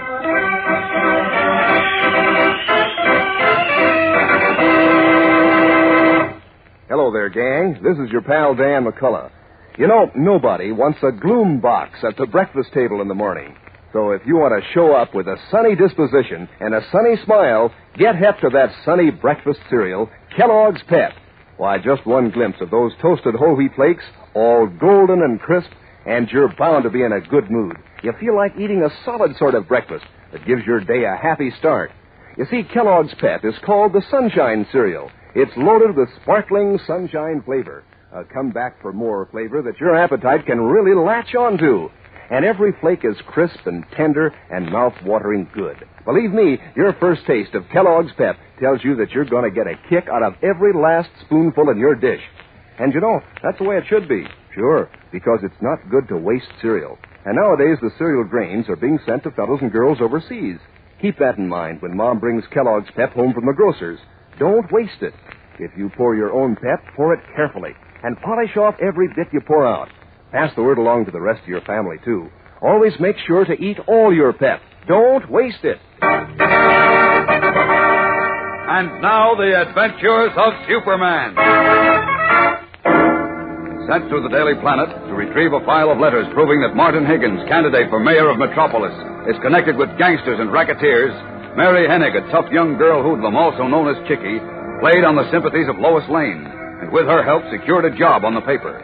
There she learned that the Higgins letters were in the possession of Tony Sloan, a Planet reporter, who was to deliver them to Clark Kent that night following a raid on the pawn shop of Al Vincent, Higgins' crooked political henchman. Unaware that because of Mary's double cross he was a marked man, Sloan came to keep his rendezvous with Kent and his employer.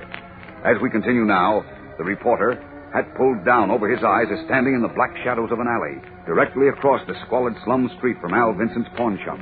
Consulting his wristwatch, he finds himself 3 minutes early. Wearily, he leans against a wall, then suddenly comes to attention as he hears cautious footsteps approaching.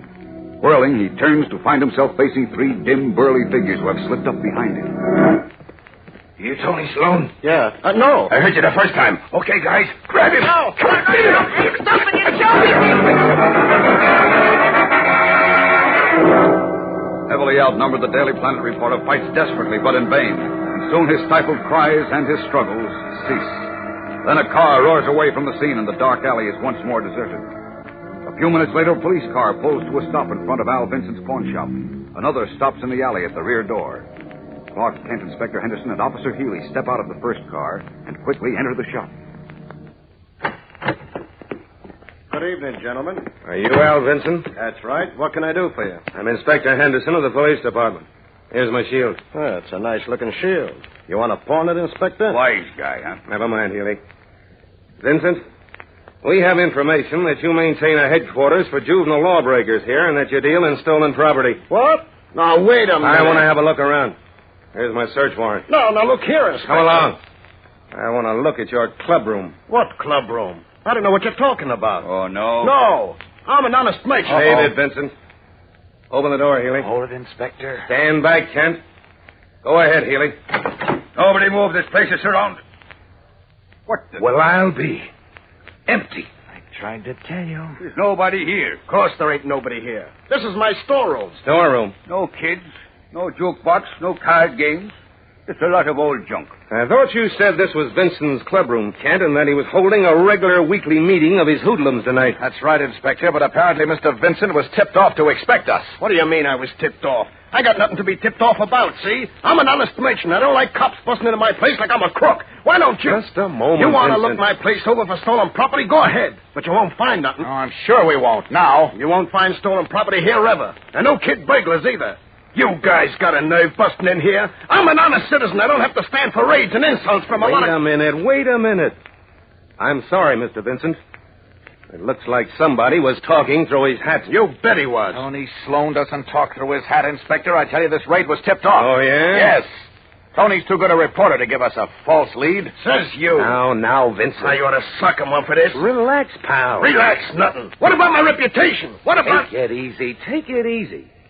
It was a mistake, and we're sorry. Now forget it. Come on, Kent.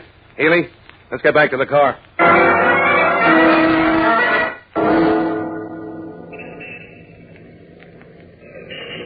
I can't understand this, Inspector. Well, I can. Just another example of how a trigger-happy reporter can parlay a phony tip into a lot of trouble for the police. Come on. Get in the car and let's go. I'm going to have a look around. For what? You saw there was nothing doing in Vincent's shop. Yes, but I'm convinced somebody tipped him off. Rubbish. Who could have tipped him off when only you people at the Planet and the men in my office knew about this raid? I don't know. But whoever it was may also have known that Tony Sloan was to meet us here with the evidence against Higgins in his pocket. And you think they grabbed him? I'm afraid of that. Go on, you're way off the base. Higgins is a bad boy, I know that. But I'm sure he wouldn't get mixed up with any strong-arm stuff. Not now, anyhow. Well, maybe he wouldn't, but I wouldn't put it past Vincent, his partner. Look, fella, the only thing you know about Vincent is what Tony Sloan told you. And so far, Sloan's been all wet. This story about Vincent's clubroom for juvenile delinquents is a phony.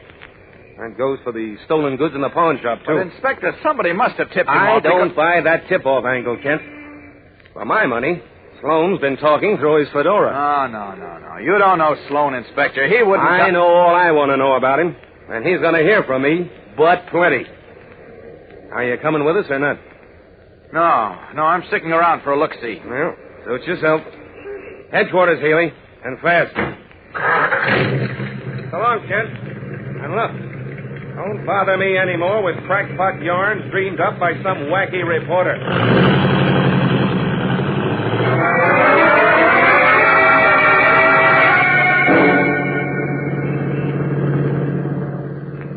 What do you think, Inspector?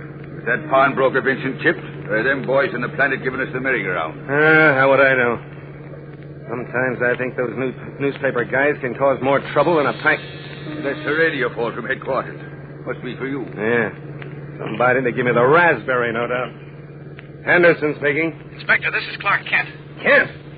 Hey, how did you get me on this radio phone? I'm connected through headquarters. Well, of all the brass-bound, nervy characters. Listen, Inspector, listen. This is urgent. Yes, it had better be. It is, believe me. Look, you better get a dragnet out for Tony Sloane right away.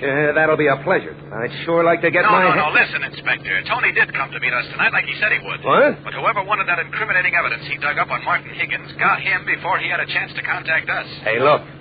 Is this still that same hunch you had before? This is no hunch. This is a fact. What makes you so sure, Kent?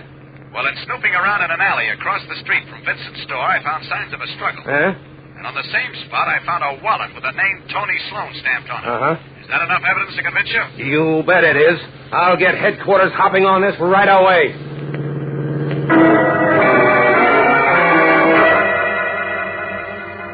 We'll be back in a moment for the tense climax of today's episode.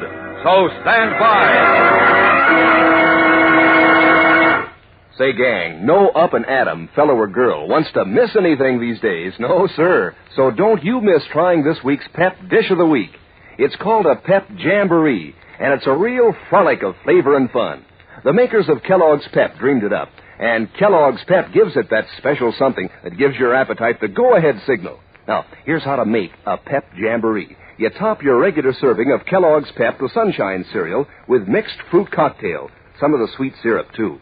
Pour on milk, and have yourself a jamboree of smooth eating. When you dig down through the juicy chunks of fruit to those crisp, tender flakes of Kellogg's Pep, boy, what a treat. That sparkling sunshine flavor really seems to rise and shine.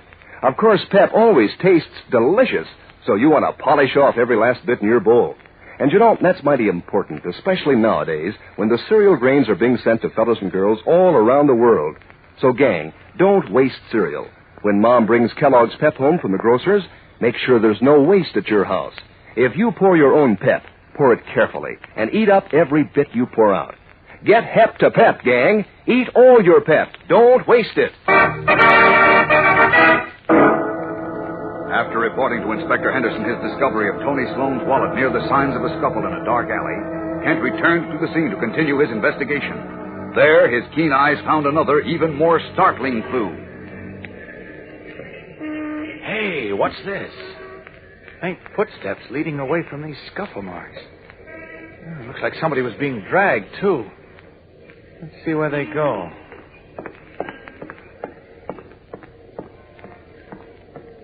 Oh, they end right here around the corner.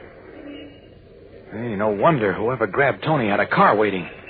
Sure, there are the tire marks. Faint but clear enough for my eyes. Uh-oh, police siren. That must be Inspector Henderson's men coming to have a look at these clues. Something tells me I'd better not wait for them. No telling what might be happening to Tony while we stand here and gab. So this is where Superman takes over. Off with these clothes.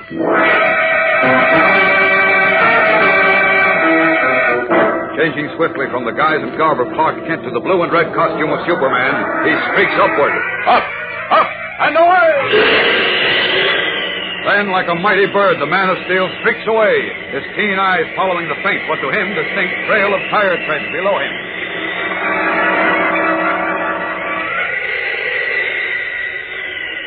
Well, whoever owns that car made it easy to follow. With those crisscross treads on his right front wheel and the suction cup tread on the left. Wait a minute. Can they be... Yes, they're leading to the river. And they stop there. Down to that waterfront. Down! Now, let's see. Car stopped here. 2 men got out. Then went back in again and drove away. Great Scott, they must have thrown Tony into the river. Am I too late? Desperately worried for fear that this time he is too late to prevent murder, Superman stands for a moment on the bank of the Metropolis River, his keen eyes scanning the dark waters for what he is afraid may be a lifeless body.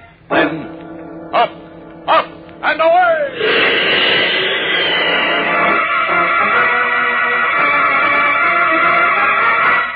Rocketing up once again, the Man of Steel skims over the surface of the river, using his X-ray vision in a desperate attempt to find Tony Sloan, the reporter who risked his life to expose a vicious political ring that encourages juvenile crime and delinquency to further its own greedy purposes.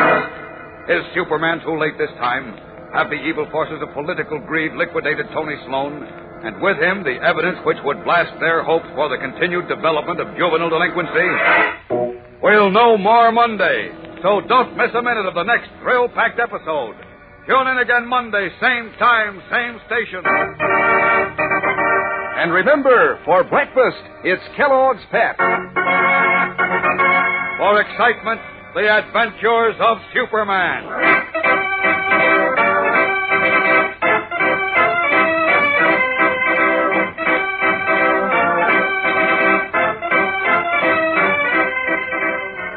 Superman is a copyrighted feature appearing in Superman DC comic magazines and is brought to you Monday through Friday at the same time by Kellogg's Pep, the Sunshine Cereal.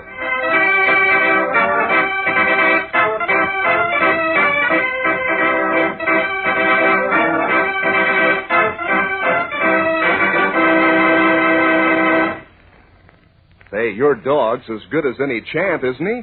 So see that he gets Kellogg's Grow-Pup dog food like lots of champion dogs do. Mix Grow-Pup in with his table scraps of meat and fat. It'll give him lots of muscle, help keep him husky and strong. He can take his pick of 3 different kinds of Grow-Pup, too. There's Grow-Pup Ribbon, Grow-Pup Meal, and Grow-Pup Pellets. They're all just full of wonderful meaty flavor. Ask your mother to get Grow-Pup today. It's good for champs, good for your dog, too. Remember, that's Kellogg's Grow-Pup. And be sure to be with us on Monday for the thrilling adventures of Superman. This is the Mutual Broadcasting System. Faster than a speeding bullet. More powerful than a locomotive. Able to leap tall buildings at a single bound. Look, up in the sky. It's a bird. It's a plane. It's Superman. Kellogg's Pep. P-E-P, Pep. Kellogg's Pep, the Sunshine Cereal, presents The Adventures of Superman.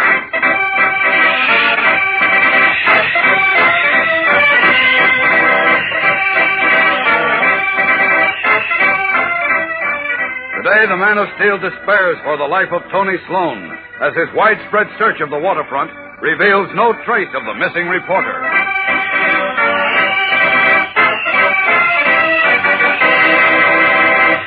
Hello there, gang. This is your pal, Dan McCullough. Say, I know a lot of fellas and girls who are all hepped up about how keen Kellogg's Pep tastes at breakfast. They say it's super terrific, or super duper, or just plain super. But no matter how you say it, it all comes down to the fact that if you're hep to Pep, you're hep to some super delicious eating. Just one glimpse of those crispy whole wheat flakes will tell you that. They're tender and they're crisp and toasted golden brown. And flavor? Why, Kellogg's Pep is called the Sunshine Cereal. It's loaded with sunny, golden toasted flavor that sure tickles your taste. Each spoonful calls for more. Fact is, gang, Kellogg's Pep is really on the sunbeam. Makes breakfast so terrific, you'll want to eat hearty. And you won't want to leave one single flake in your bowl. And you know, that's the right angle, gang, especially nowadays when the cereal grains like the whole wheat and Pep are being sent to fellas and girls overseas. So get hep to Pep, gang. When Mom brings Kellogg's Pep home from the grocer's, don't waste it. If you pour your own Pep, pour it carefully and polish off every bit you pour out. Pass the word along to the rest of your family, too. Just remember, eat all your Pep. Don't waste it. And now, the adventures of Superman. As part of the Daily Planet campaign to destroy the root of juvenile delinquency, Clark Kent, Lois Lane, and editor Perry White are spearheading a fight against the election as mayor of Martin Higgins, a corrupt politician. Victory seemed assured when Tony Sloan, a Planet reporter, gained possession of some letters which proved beyond doubt that Higgins was associated with racketeers suspected of encouraging juvenile delinquency to further their own greed. But before Sloan could deliver the damaging evidence, the finger of doom was placed on him by Mary Hennig, a tough young girl hoodlum who, schooled in crime by Al Vincent, a Higgins henchman, wormed her way into a job on the Planet. When Sloan failed to keep an appointment, Kent, as Superman, followed the tracks of a car in which the reporter had apparently been taken away to a little frequented spot on the bank of the Metropolis River. Fearing the worst, the Man of Steel streaked out over the night-blackened water, circling and darting like some strange bird as his keen eyes searched for a floating body. Looking several minutes and still find no sign of Tony.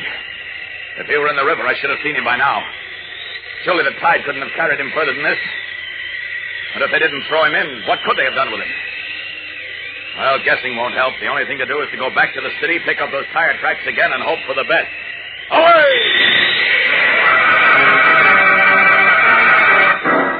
Reversing his direction, Superman streaks back upriver toward the lights of Metropolis to begin anew his search for Tony Sloan.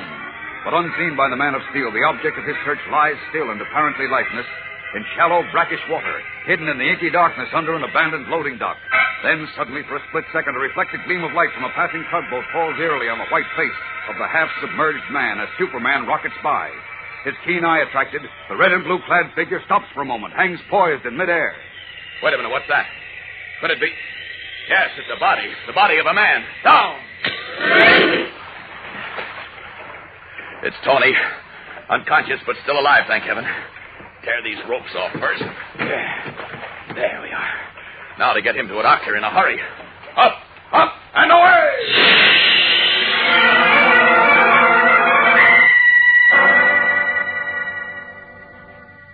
Now, look here, Tony. I'd feel a lot better if you'd spend the night in the hospital. Well, thanks for being concerned, Chief, but I'm okay. The doctor told me to go home, take a hot bath, and get a good night's sleep.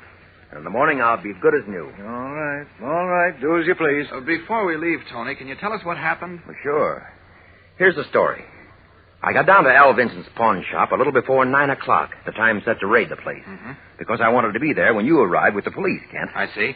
I was waiting in an alley across the street when suddenly 3 men came along out of the shadows. One of them asked me if I'm Tony Sloan. I said yes. One of them slugged me. And that's all I remember until I woke up on the floor of a fast-moving car. Good heavens. Oh, rats. You think you'd know any of those thugs if you saw them again? I don't think so, Kent. It was too dark to see what they looked like. But I did hear them talking, and I heard enough to learn who hired them to wipe me out. You did? Who was it, Tony? Al Vincent, the pawnbroker. You mean the one who was raided tonight? That's right. Are you sure of that? Did you actually hear them speak of Vincent? Well, not exactly. That is, what I heard was one of the men saying something about being anxious to get his hands on the $100 a man named Al was going to give him for this job. A man named Al? Well, what does that prove? There are hundreds of men named Al. I know that, but as I told you, I also know for a fact that Al Vincent is Higgins' partner. In what way, Tony? Well, Vincent encourages juvenile delinquency, baiting underprivileged kids with the lure of easy money. He teaches them to steal and disposes of their stolen goods. Then he splits the take with Higgins. Well, Tony, we couldn't find any proof of that when we raided his place tonight. I know, but it's obvious that somebody tipped him off about the raid. One of the mugs who got me mentioned somebody named Chicky who put the finger on me. Chicky? Who could that be? Search me. Well, it doesn't matter much now anyway.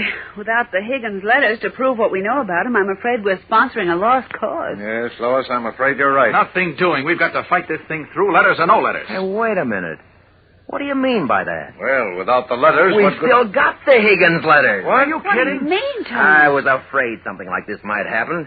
So I put a fat envelope in my pocket labeled Higgins Correspondent. Actually, the envelope held nothing more than blank paper. And that's what those mugs got. Well, Tony. The real letters are in the mail now, addressed to you at the office, Chief. They should arrive in the first delivery tomorrow morning. Well, I take my hat off to you, Tony. That was the smartest piece of work I've seen in a long time. That goes double for me, my boy. And when this election is over, you'll find a nice bonus in your envelope. Thanks, boss. Oh, I'd give a lot to have seen the faces on those gangsters when they opened the envelope to find it empty.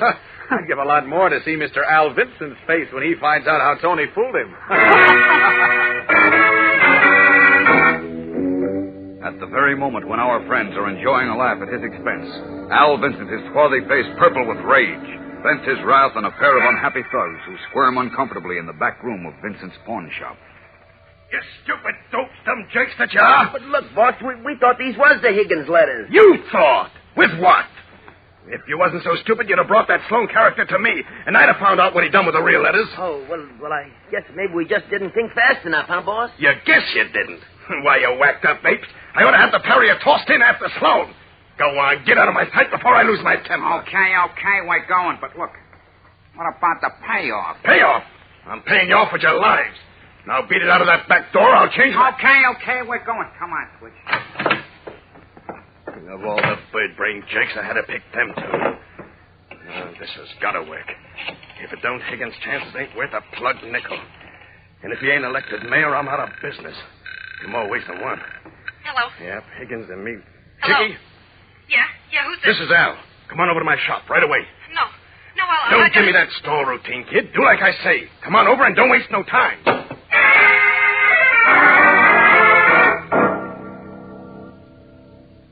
You see, Chicky?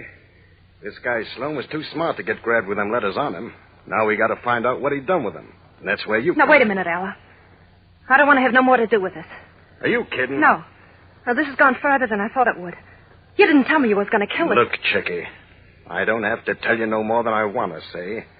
Besides, you're in it now, up to your teeth, whether you like it or not, see? No, Ella, You want to get turned into the cops for a juvenile delinquent? No. You want to get sent to a reformatory or maybe even to the big house for being what they call an accomplice to murder? No, I don't want to... Then pull yourself together and work with me. Because the only thing that can help you is electing Higgins mayor. If he gets in office, he'll protect you and me and the others. And if them letters get printed in the Daily Planet, he ain't got a chance. And neither do you. Get it? Yeah, I get it. Okay, stop blubbering and listen. We'll return in a moment for the suspenseful climax of today's episode. So stand by. Well, here it is, gang. Monday's the day we bring out a brand new pep dish of the week. So get set for a nifty dish that'll dress up breakfast like anything. And here it is. It's called Date Bait. Yes, sir, this week's pep dish of the week is Date Bait. And it's a slick dish for breakfast, believe me. Here's how it goes. You put a layer of Kellogg's Pep, the Sunshine cereal, in the bottom of your bowl.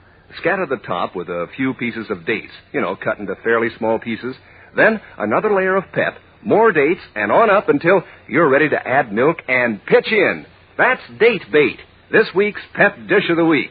And it sure does bait your appetite first thing in the morning, because those tender, crisp flakes of Kellogg's Pep are full up with sunny, golden toasted flavor.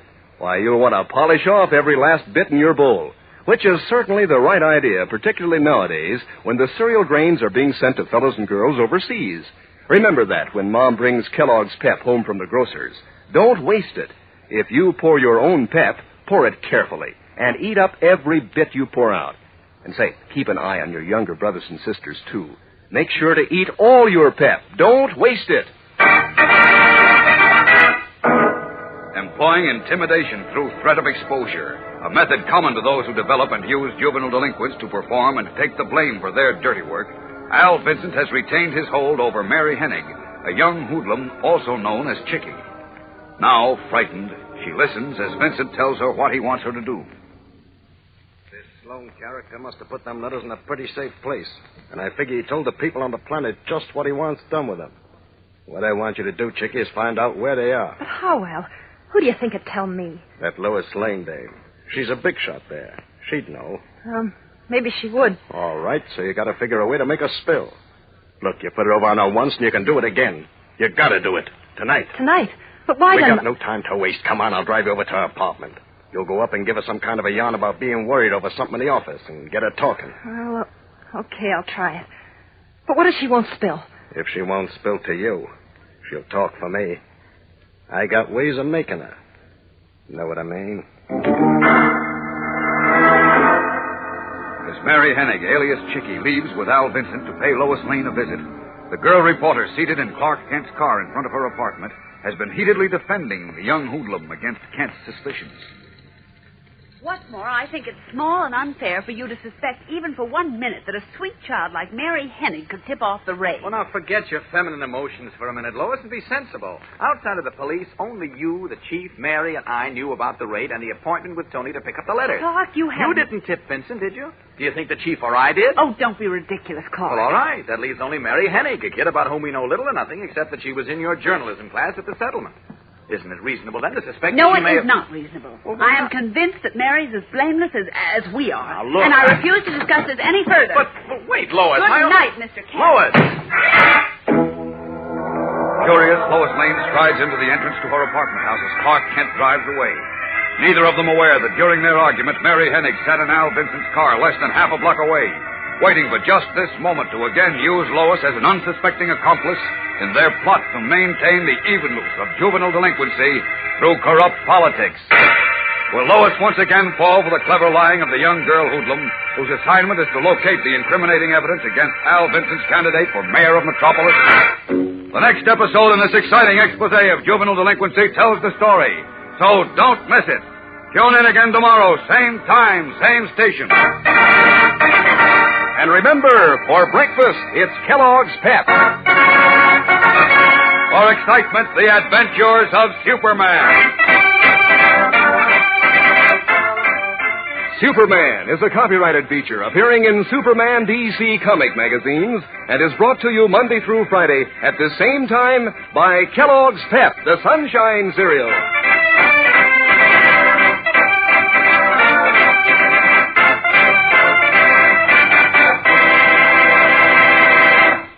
Say, kids, if you're training your dog, try rewarding him for good behavior with Kellogg's Grow Pup. There's a dog food that makes a hit with dogs right from the word go. Gives them swell, meaty flavor, and gives them 3 different kinds to pick from. Grow Pup Ribbon, Grow Pup Meal, and Grow Pup Pellets. All full of what it takes to help keep a dog right on the beam, to help build strong bones and teeth and muscles. That's why lots of champs feed on Grow Pup. So ask Mother to get Kellogg's Grow Pup for your dog today. And be sure to be with us tomorrow for the thrilling adventures of Superman. This is the Mutual Broadcasting System. Tired of the everyday grind? Ever dream of a life of romantic adventure? Want to get away from it all? We offer you Escape. Escape, designed to free you from the 4 walls of today for a half hour of high adventure.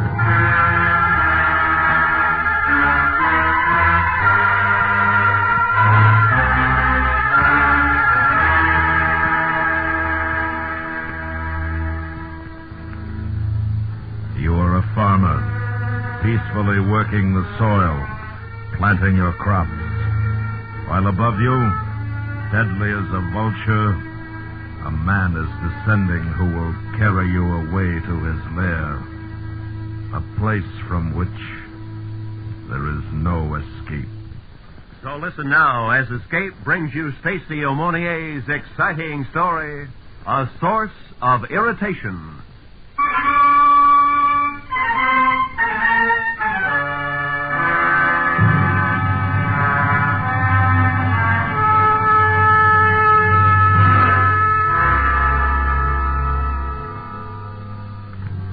You know, whenever the talk turns to the last war and who won it between the correspondents of the Overseas Press Club on Fleet Street, it becomes a hot two-way fight between the Americans and the Englishmen. Myself, I'm a shy man. I keep out of it and order myself a shot of Benedictine and brandy. But privately, I have my own candidate. You can take it for what it's worth, but I'd nominate old Sam Gates. I know about Sam because I had occasion to cover the story for the Times.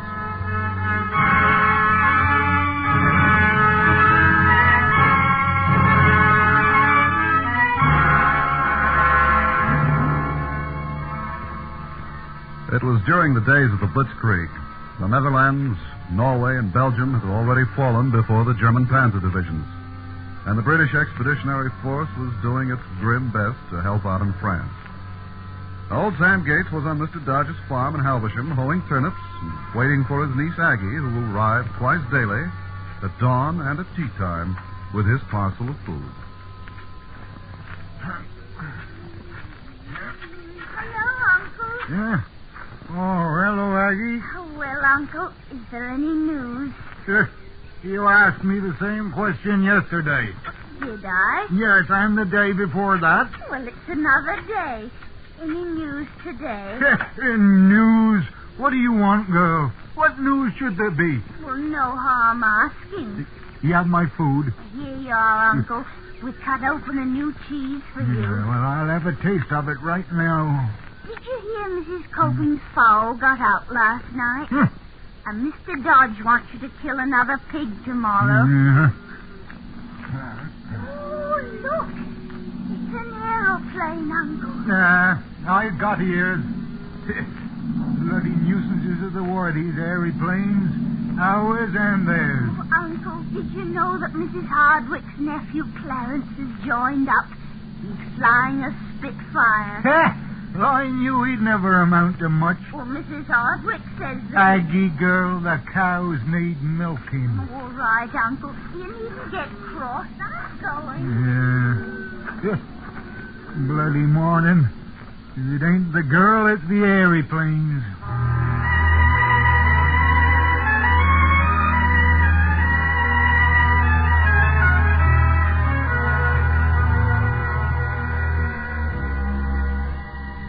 Well, old Sam Gates went back to hoeing his turnips and muttering to himself about this fool world and its inhabitants. But it wasn't an hour later that his thoughts were interrupted by another plane overhead. He waited for it to go away, but it didn't. And what he heard made him look up, startled. A plane was coming down with a Nazi swastika clearly marked on its side, and it was coming down on his field. Oi! Hey there! This ain't no flying field! Stop! Hey! Can't you hear me? You can't land in them turnips. I just hold them. What, you there! Oh, you picked up 25 yards of Mr. Dodge's good Swedes. And what are you going to do about it? Well, grandfather, stand back there where you are, I shoot. Why, you've no right to come barging in here with that gun. What are you doing on English soil, anyways? Another word and I finish you. Keep your hands in the air and walk to me. Schnell, be quick. Now, what do you want of me? No questions. Closer. There. Halt. No.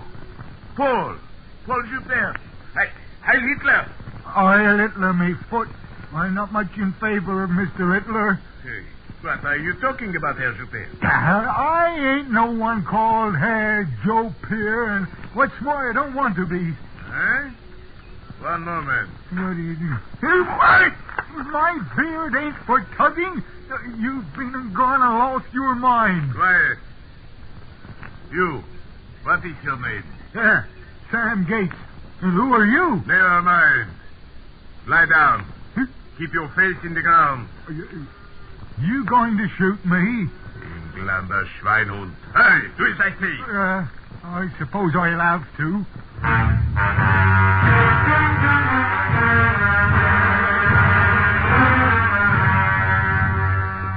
Old Sam Gates did as he was told, and the pilot went to work on the engine of his photo reconnaissance plane. He located his trouble in a clogged fuel line and had it repaired in a few minutes. Then he looked at the old man and smiled grimly. You, old man, get in the plane. Well, what are you talking about? I ain't imitating fish nor bird. A man's 2 feet belong on the ground, and that's where mine are staying. No discussion. Get in or I shoot. What do you want me for? Get in. You're going back with me.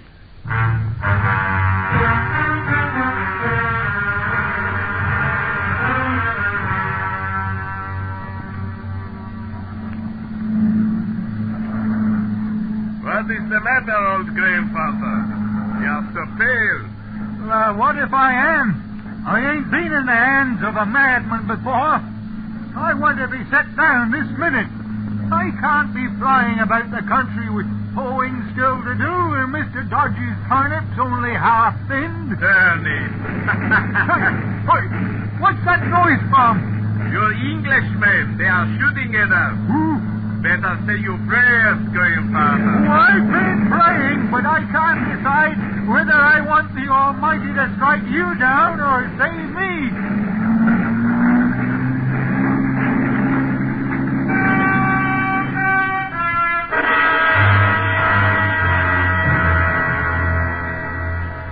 The right wingtip shot away, the fuselage rent with holes as big as a man's fist. The Nazi reconnaissance plane, nevertheless, remained miraculously aloft.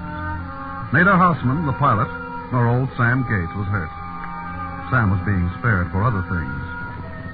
Within minutes, they had crossed the channel and were gliding downwards.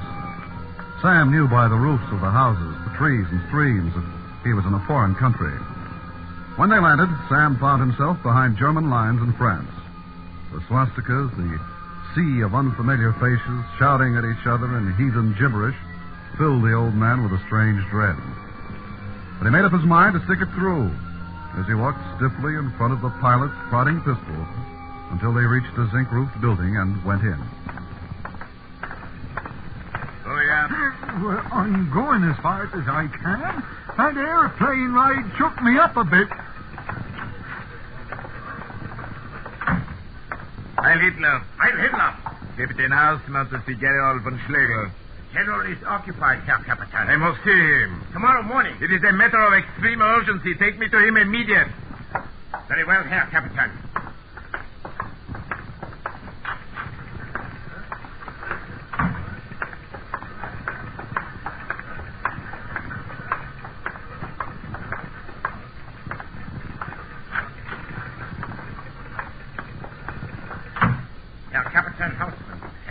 Get the pipe out of your mouth. Stand at attention, grandfather. Heil Hitler. Heil Hitler. Now, what is the meaning of this, Hausmann? Who is this old farmer? I brought him from England, Herr General. Hausmann, have you gone mad? Ah, that he has. Mad as a March hare.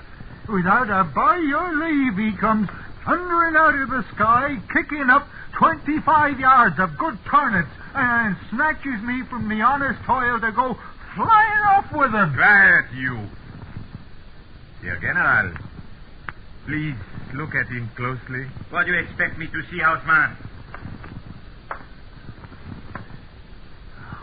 No. Paul Joubert. I never heard of any Paul Joubert. My name is Sam Gates, and as much as your flying machine grinds a man's bones to dust, I'll expect you to have one deliver me safe and sound to Mr. Dodge's farm on my native soil, or the king will hear of this. This is not Paul? No, Herr General. Joubert is now a gardener at the convent of St. Eloise at Maillet-en-Honor, 100 feet from British field headquarters in Paris. I know where he is supposed to be. What is the point of all this, Hausmann? Well, Paul Joubert has practically become the eyes and ears of the German army. He delivered us the complete blueprints of the Maginot Line and he removed the England House. You do not have to sing Paul's praises to me. I am well aware he is the best spy in the Third Reich. The Englanders know that too. They put a reward of 10,000 pounds on his head. Twice they have captured him, and each time he has slipped from their fingers. They've gone so far as to distribute his photograph to all commanding officers and their staff. Hausmann, you are pondering the obvious. Now, what about this old farmer? He and Paul Joubert are exact identical in appearance. Well? I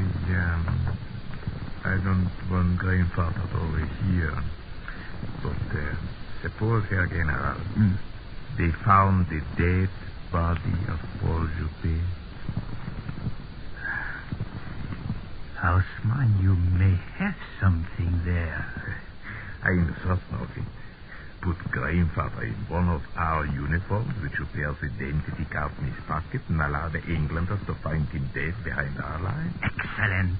The English will spread the word of Paul's death to the other allies. And the real Paul Joubert will be free to continue his labors undisturbed. Hausmann, you are a clever man. Danke, Herr Tenor. Do not worry, Hausmann. Word of this will reach the Fuhrer himself. But now we do not have a moment to lose. The English are attacking Hill 701, which we are abandoning within the hour to straighten our lines. The perfect place for our little plan. Pick up a Lieutenant Schutz with you. Ja, mein Herr. Keep the farm at the front lines until the order for retreat is given. Then shoot him. But do not disfigure him. And be sure to lay him out face upwards. I understand perfect. Proceed immediately, Hausmann. Heil Hitler! Heil Hitler!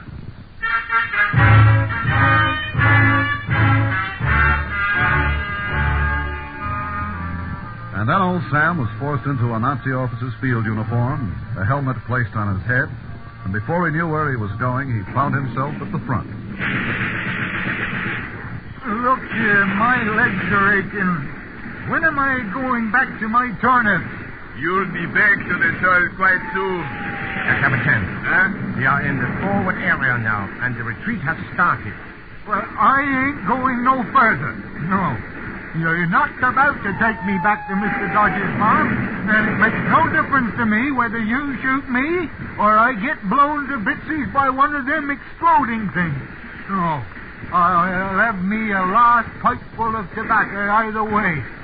Oh, dread of this fucking pin keeps falling over my eyes. Keep moving and keep that helmet on your head. Down! Yeah, Captain. That was too close. They have the range. Let us shoot him and get out of here. Yeah. All right, grandfather. You can have your pipe full of smoke now. Are you ready, shoot? Close. Okay, fire!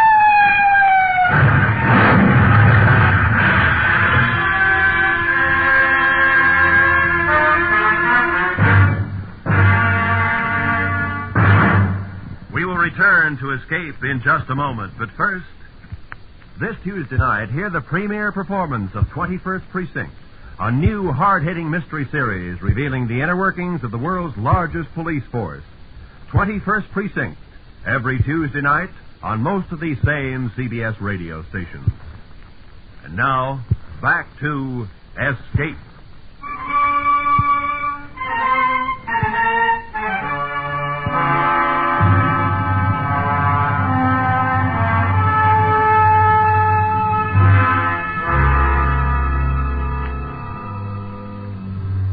That same day, the sun was hot in the midday sky, as an hour later, a forward patrol of English Tommies rounded Hill 701 and saw the bodies of Lieutenant Schutz, Captain Hausmann, and behind a rock, old Sam Gates, lying with his pipe still in his hand. They were about to move on when the corporal, coming up from the rear, stopped them. Hold on a minute. What's that for? We've got to get back to battalion headquarters. The one there with the pipe seems to be breathing. Leave him to the aid boys. They'll be along in a bit. Righto, Sergeant, but he might be a pretty big fish. That headquarters insignia he's wearing. All right, Simpson. See if we can bring him around. But we'll have to be quick about it. The sun must have struck me down. Give me an awful set of dreams. Oh, my poor lad. Can't make out what he's saying. Come on. Give him a hand. Get him up. We got to get a move on.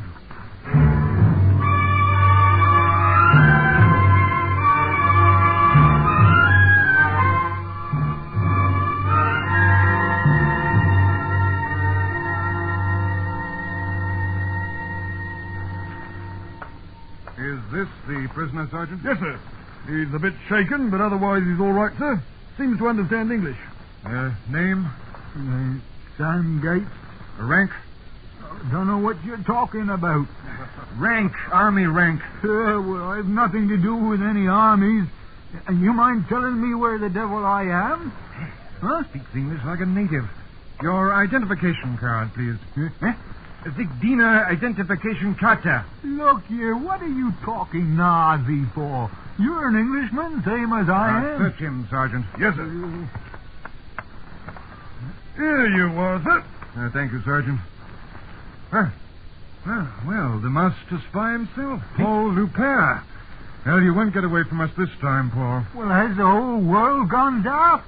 My name is Sam Gates, and I was christened so by me maiden Aunt Christina. And I'm no Paul Joe Peer, and I never was. Good show, Paul. Good show. My name ain't Paul. I can tell you where I was born and bred and who my wife is. Yes, I'm sure you've got your story worked out to the last detail, but it won't do you a bit of good. You were tried by our court-martial September last, and the verdict still holds. You're going to be executed as soon as possible. Make out the order of execution, Lieutenant. Yes, sir. And you better take the staff car and run down to division headquarters and have General Cartwright sign it. We really don't have much time, sir. The battalion has orders to move forward. Can't you proceed on your own authority? Not with General Cartwright. He worked his way up through the ranks, and he never quite got over it. Yes, sir. He doesn't like it much if you get your officer's commission out of the university. I know. And in particular, he's never forgiven me for having graduated from Oxford. Well, capturing Dupere is going to be quite a feather in your cap, sir. Yes. Well, I'll get going, Lieutenant. If the General wants to witness the execution, tell him we'll be over at the bombed-out farmhouse. Yes, sir.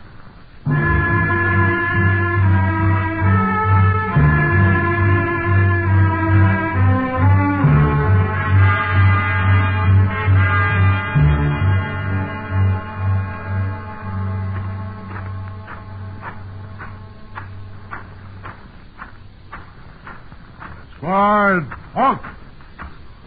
Now, there won't be any delay, men.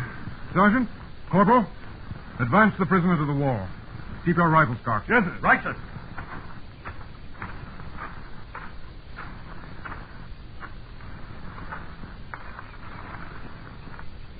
Paul Dupere, have you anything to say before the sentence is executed? My name is Sam Gates.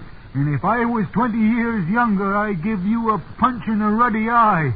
Why, you had me guilty before I opened my mouth.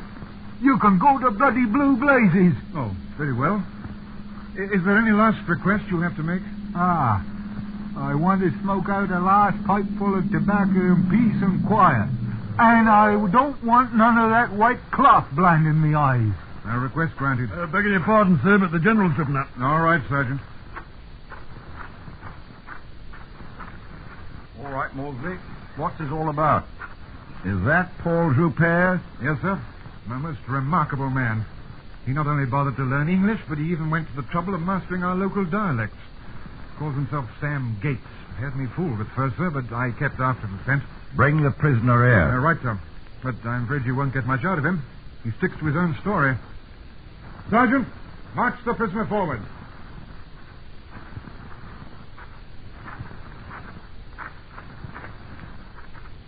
Say your name is Sam Gates? It is. And if you had any sense, you'd believe me. I was minding my business, owing Mr. Dodge's turnips in Alversham, when this daft aviator comes swooping down in his aeroplane, tearing up good sweet, and he snatches me away with him. Kidnapped, eh?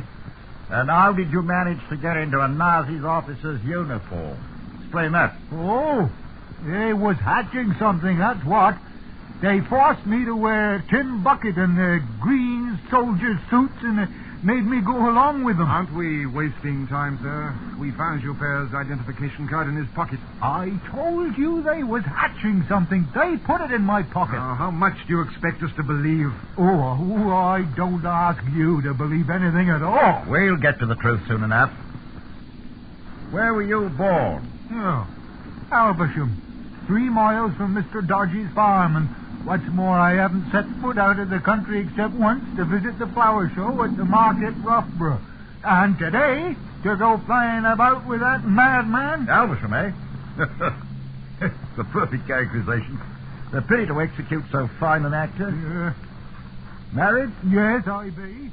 And what's your wife's maiden name? Annie Hatchett, as everyone in Alversham knows. Good show. Who did you say you worked for? Mr. Dodge. Charlie Dodge. And he raises horses and pigs besides. And what you know, what do you grow besides turnips? Runner beans. Good show. Sam. Good show. Sam, then. Well, now see what you can do with this. What's the name of the local vicar? You don't know, do you? Oh, I know well enough. But mentioning him set me thinking that I promised the vicar a pot of beans, which I never did bring. Ooh, and what's worse, I ain't been to church in over a month of Sundays. Maybe that's why the Almighty's placed my life in the hands of a pair of silly gaffers like the both of you. But you haven't told us who's the vicar's name. It's the Reverend David Price, and a fine man he is. David Price? Wait a minute. I know a Reverend Price. He baptized my niece's cousin. What does he look like? Yeah, you're another one that's gone a bit loony, ain't you? Just answer the question. Well, if you know the Reverend, I don't have to tell you. He's got a mole on the left side of his face with a hair growing out of it. And his nose is crooked where a horse kicked him when he was 4 years old. By heavens, he's right. The same man. Well, what does that prove, sir? He might have met the man once. And he might not be Paul Jubitz after all. Now you're getting some sense at last. And if it's this Paul you're after, well, I might be able to tell you where he's at. Where, old man? He was a gardener somewhere. Don't rightly remember. I couldn't make out much of what they were saying. No fear. I'm afraid we might be able to check up on it, eh? Oh, it's coming to me. There's some convent near the army headquarters in Paris. Mighty No, that's it. Mountain No? The convent St. Eloise, Mountain O? Colonel, send a code message to Paris and order them to arrest the gardener immediately. Yes, sir. And report back as soon as you hear anything. Mr. Gates, you come along with me.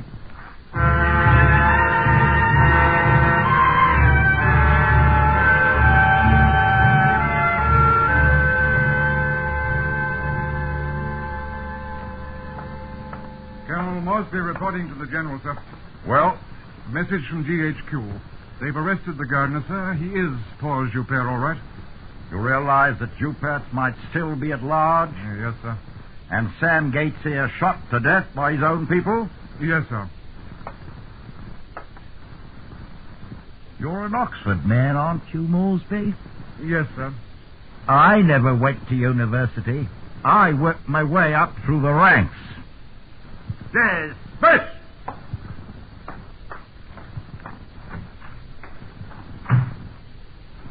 Gates, my apologies. Paul Jupetz is under arrest, and your honor is vindicated. Yeah, you'd have done better to listen to me in the first place. I certainly would, sir. But you'll hear more of this. The king is certain to award you the Victoria Cross or something of that sort. Now, in the meantime, what can I do for you? Well, I want to get back home. That could be arranged. Yeah, but I'd like to get home at tea time. What time's that? Well, 5 o'clock or thereabouts. Wait a minute. Yes, sir. Ring up Wing Commander Jennings, RAF headquarters. Yes, sir.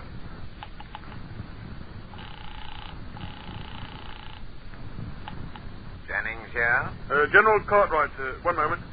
Wing Commander Jennings, sir. Right. Wing Commander Jennings speaking. This is General Cartwright. Have you flown the dispatch case out yet? Oh, not yet, sir. Good. There's a little matter which concerns the honor of the British Army. Oh, what's that, sir? A friend of mine's here, Sam Gates. He's come over from England to give us some valuable information. I promised to have him back at his farm at Amersham before tea time at 5 o'clock. Can you take a passenger? Well, I might be able to manage it, sir, if I can ever find the place.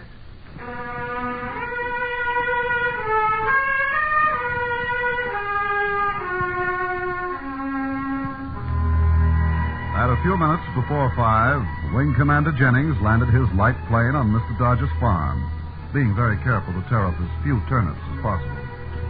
The commander shook hands with Sam and flew inland. The old man watched him and went slowly along and completed a line of turnips he had begun in the morning, as he watched for his niece Aggie to arrive with his parcel of food.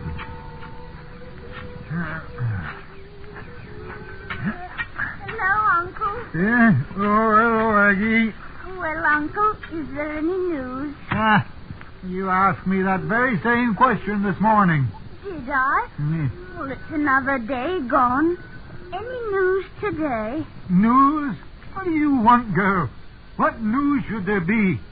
Ain't it enough to earn a bite to eat and a glass of beer without always wanting news, news, news? Heh! Drat you and your news. Now, you get back home and fetch the pot of runner beans to the vicar. And you be quick about it. All right, Uncle. Oi. And you tell him I'll be at church on Sunday next for sure.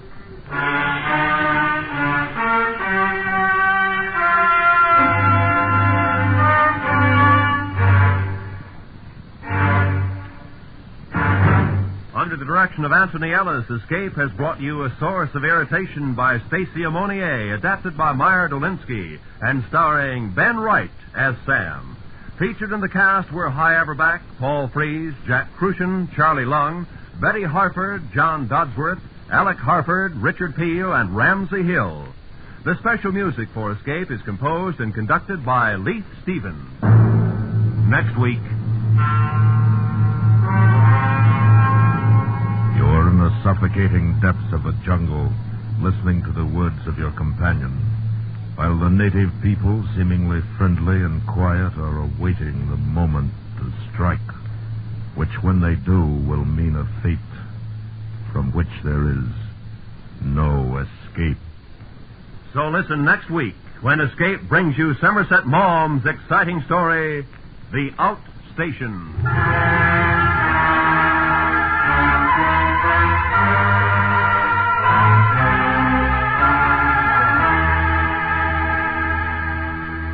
This Monday night, Walk a Mile, the fast, furious, funny quiz show starring Bill Cullen, is yours for fun at the Star's address.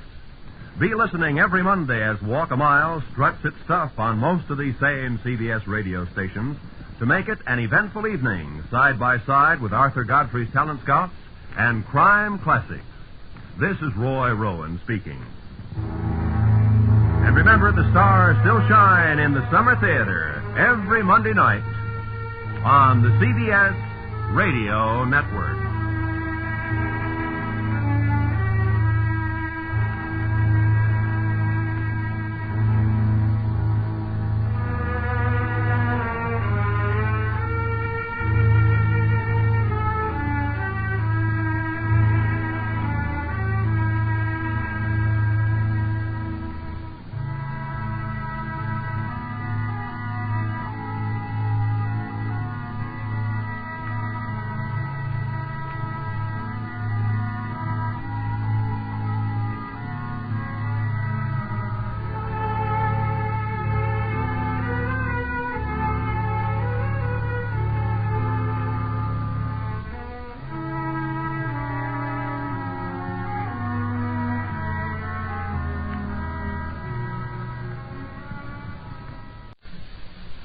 Tired of the everyday grind?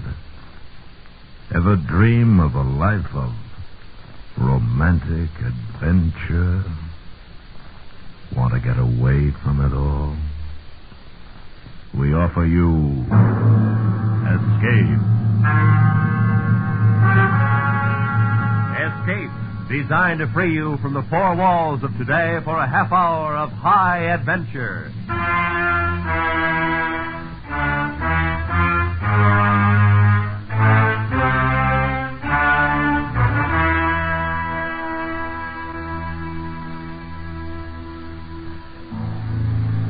You are in the suffocating depths of a jungle, listening to the words of your companions, while the native people, seemingly friendly and quiet, are awaiting the moment to strike, which when they do, will mean a fate from which there is no escape. So listen now as Escape brings you Somerset Maugham's exciting story, The Outstation.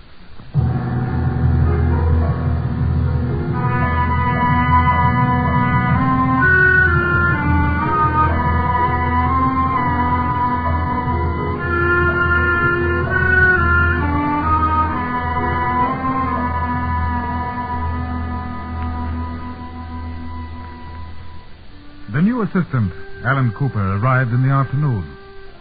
Mr. Warburton, the resident of the government control station, went down to the river landing stage to meet him. The guard, 8 little Borneo Dayak soldiers, stood to attention as he passed, and he noted with satisfaction that their bearing was martial, their uniforms neat and clean, and their guns shining. Mr. Warburton was a rather small and precise man. He wore a topee, spotless shirt and ducks, and white shoes, and held under his arm a gold-headed Malacca cane which had been given to him by the Sultan of Perak. As the prahu appeared round the bend in the river, he felt a slight misgiving, caused no doubt by the arrival of another white man.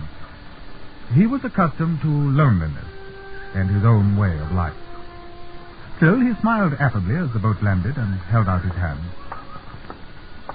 How do you do? Mr. Cooper, I presume? That's right. Were you expecting anyone else? My name is Warburton. I'll show you to your quarters. The boys will bring your kit along. Feels good to walk again. I was cramped to the devil from that little scow. I'm so sorry. Oh, by the way, I brought your mail. Lots of newspapers in it. Can't be worth much, I shouldn't imagine. They must be at least 6 months old. Old news is very fresh to me here, Mr. Cooper. It's the only news I get from London. Those my digs over there? Those are your quarters, Mr. Cooper. I've had it made as habitable as I could, but of course, no one has lived in it for a good many years. It'll do me all right. I hope so. I dare say you'll want to have a bath and a change. I should be very pleased if you'll dine with me tonight. Will 8 o'clock suit you? Any old time will do for me. Yes, one of my boys is inside. He'll take care of you until you get your own boy. Right. Mr. Warburton left the new man in his house and returned to his own residence. The impression which Alan Cooper had given him was not very favorable. Cooper seemed to be about 30. He was fairly tall and rather heavy in build, and was dressed in khaki shorts and shirt, but they were shabby and soiled, and his battered topee hadn't been cleaned for weeks. These things Mr. Warburton noticed, but then, being a fair man, he reflected, well, after all, he has spent the last 48 hours coming up river in the prahu. We'll see what he looks like when he comes in to dinner. A little later, Mr. Warburton went down to the bathhouse and soused himself with cold water, and after that he carefully dressed. And he dressed as he did every night. Boiled shirt, high collar, silk socks, and patent leather shoes. The only concession he made to the climate was to wear a white dinner jacket. Then Mr. Warburton went into the sitting room to await his guest. Tuan Cooper. Oh, you're all dressed up. I didn't know you were going to do that. I very nearly put on a sarong. Oh, it doesn't matter at all. I dare say your boys hadn't finished unpacking. You needn't have bothered to dress on my account, you know. I didn't, Mr. Cooper. I always dress for dinner. Even when you're alone? Especially when I'm alone. Well. Mr. Warburton saw a twinkle of amusement in Cooper's eyes, and he flushed an angry red. He resented the man's attitude, and he resented the same dirty khaki shorts and shirt, augmented by a ragged jacket. Still, he knew that he was going to have to get on with the fellow, and as they sat at dinner, he amplified his theories on dinner dress. When I lived in London, Mr. Cooper, I moved in circles in which it was as much an eccentricity not to dress for dinner every night as not to have a bath every morning. When I came to Borneo, I saw no reason to discontinue so good a habit. What? All the way you look at it, I suppose.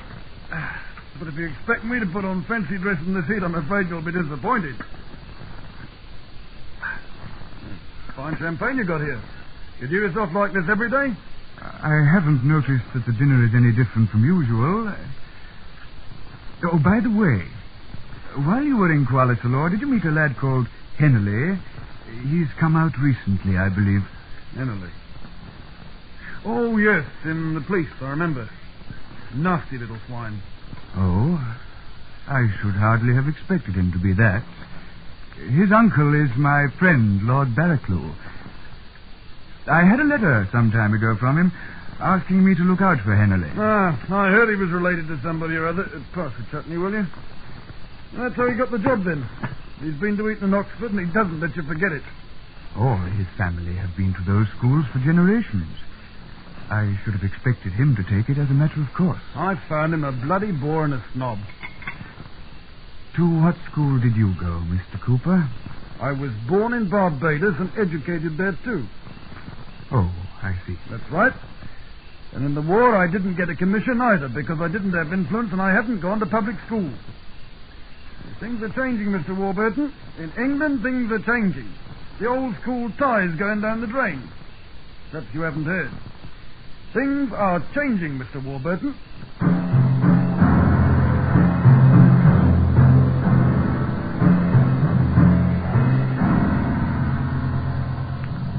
Mr. Warburton was a snob.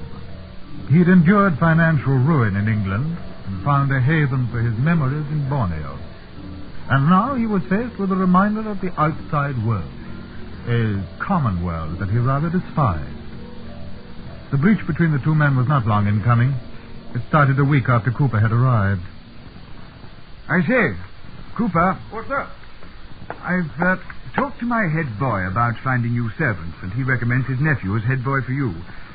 He's waiting outside. Would you like to see him? I don't mind. Abbas. Tuan, this is Tuan Cooper. Abbas, you will work for him. Tuan Cooper, it is my honor. You'll have to look sharp with me, Millette. No stealing, mind your P's and Q's, and we'll get along, right? Will he do? I dare say he's no more of a scoundrel than any of the rest of them. Come along, Abbas, you're hired. Take care of finding a cook and the others. Tuan? You're lucky to get a boy like that. He belongs to a very good family. Doesn't matter a blast to me if he's got blue blood in his veins or not, just so long as he brings me a drink when I want it. You have a lot to learn about the Malay natives, Mr. Cooper. You do well to study and understand them. I was born in Barbados and I was in Africa during the war. To me, a native's a native. And don't worry, I can handle them. We were talking of Malays. Well, what's the odds? You're very ignorant, Mr. Cooper.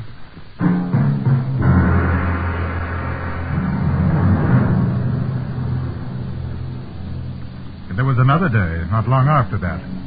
The two men had been up the river. They were on their way back in the process.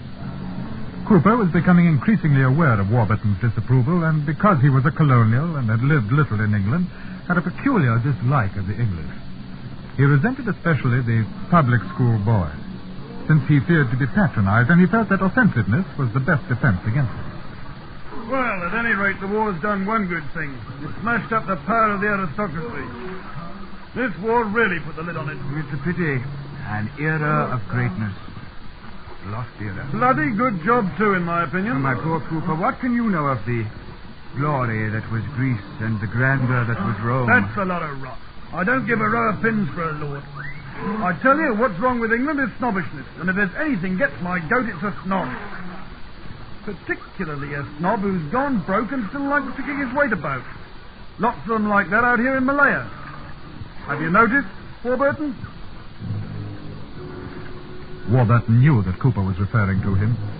A man's life in open history in the colonial service, and Cooper must have heard about his failure before he'd come upriver. The resident's hands trembled, and from that moment on, he saw to it that they lived apart, and except for work, spoke little to each other. It was not until Cooper had been on the station for a couple of months that an incident happened which turned Mr. Warburton's dislike into bitter hatred. It was as small, as a petty thing, but it was the beginning of the end. An ending that was to mean a terrible and a lonely death.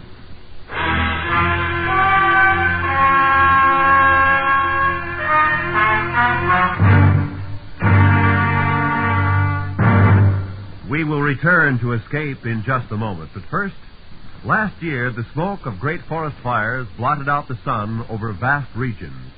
Such tragedy of human loss and property loss must not be repeated in 1953.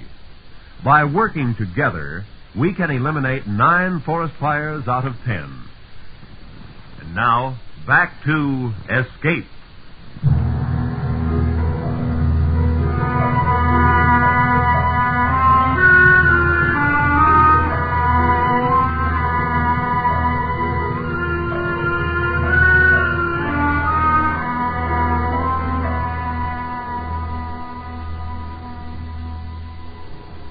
Mr. Warburton was obliged to go up country on a tour of inspection, and he left the station in Cooper's charge. In spite of the tension which existed between them, he knew that the assistant was a capable man, although he had no sympathy for the natives. He was hard and a bully, and the Malays disliked and feared him. Anyway, Mr. Warburton was gone for 3 weeks, and when he returned, Cooper came to his house to make a report. The resident was in his sitting room, and the head boy stood quietly at his side. Mr. Warburton was white with anger. My boy tells me that you were the one who opened my newspapers, Cooper. Newspapers? Oh, well, while you were gone, the mail came and I wanted to read about the Wolverhampton murder, so I borrowed your time. I knew you wouldn't mind. But I do mind. I mind very much. Sorry, I couldn't wait until you came back. I wonder you didn't open my mail as well. That's not the same thing. There's nothing private in a newspaper. I very much object to anyone reading my paper before me. I think it's extremely impertinent of you. They're all mixed up. I read them every morning at breakfast in the order of their issue. We can easily put them in order. Only take a sec. Don't touch them. Look here. Aren't you being a bit childish making such a fuss about a little thing like that? How dare you speak to me like that? Don't! Down the blazes! Tuan? Yes? Oh. What is it? While you have been away, there has been trouble. Oh? Tuan Cooper's servants. They have left him all but my nephew Abbas, and he too wishes to go. He says it is not a good house and wants to do as the others have done. No. He must stay with Tuan Cooper. The Tuan must have servants, have those who went replaced. No, Tuan. No one will go. Then find the boys who ran away and tell them that I expect them to be back in Tuan Cooper's house at dawn tomorrow. They say they will not go, Tuan. On my order, I will find them, Tuan.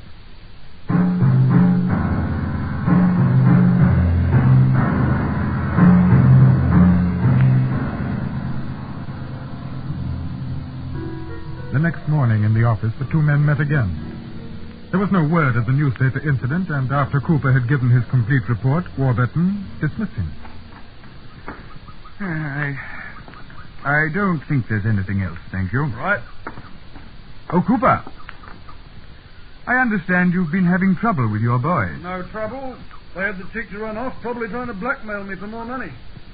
But they've all come back to heel again. What do you mean by that? This morning they were all back on their jobs. I suppose they decided I wasn't as big a fool as they thought. By no means. They came back on my express order. I should be obliged if you wouldn't interfere with my private concerns. They are not your private concerns. When your servants run away, it makes you ridiculous. You are perfectly free to make a fool of yourself, but I cannot allow you to be made a fool of. That'll do. You may go. May I? Now, shall I tell you what I did? As soon as I saw them back, I called the old bloody lot in and gave them the sack. I gave them 10 minutes to get out of the compound. I think you behaved very foolishly. Good masters make good servants. Anything else you want to teach me? I should like to teach you manners, but I haven't the time. I shall have to see that you get new servants. Don't trouble. I'll get them myself. Allow me to say, Cooper, that no one will come except at my order. Would you like me to give it? No! As you like. Good morning.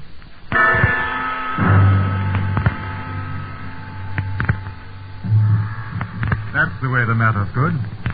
Only Abbas remained with Cooper, and he opposing his master with sullen resistance, not doing more than he chose. The days, the weeks went on, and the heat became terrible. Mr. Warburton from time to time heard vague complaints from the natives concerning Cooper's harsh treatment, but when he looked into what he thought were specific cases, all he could say was that Cooper had shown severity where mildness would not have been displayed. He had done nothing for which he could be taken to task, and Mr. Warburton found himself waiting for an opportunity to do that. One day it came. A half a dozen civil prisoners were engaged in repairing a road on the station until their sentence was up. Their hours of labor were from 7 in the morning until 4.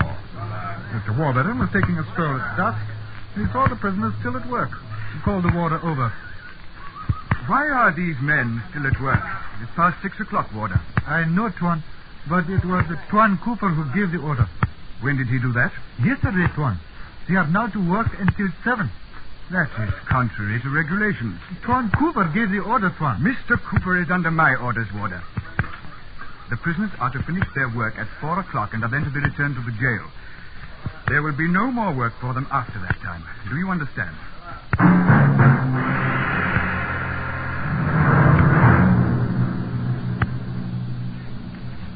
And the next afternoon, Cooper was astounded to see the prisoners strolling back to the jail. It was 5 o'clock. He learned of the resident's new instructions from the warder, and with a terrible fury strode quickly to Mr. Warburton's house.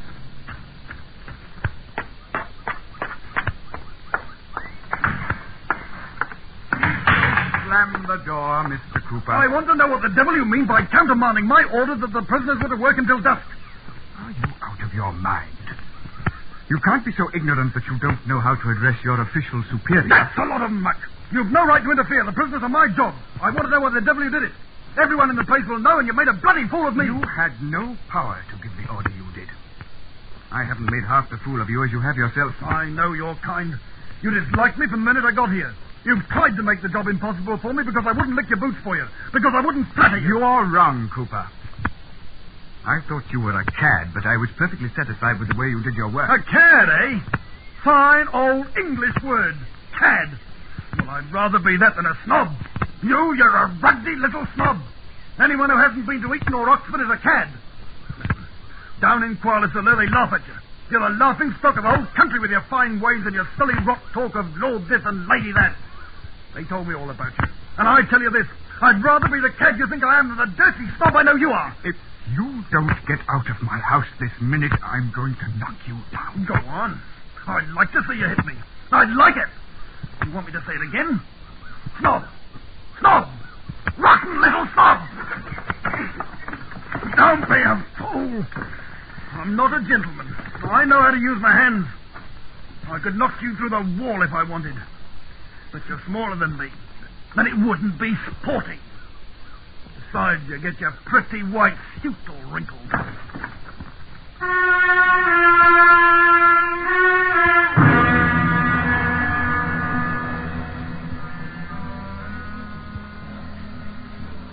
It was a few days later when Warburton's head boy came to him and spoke of his nephew, Abbas.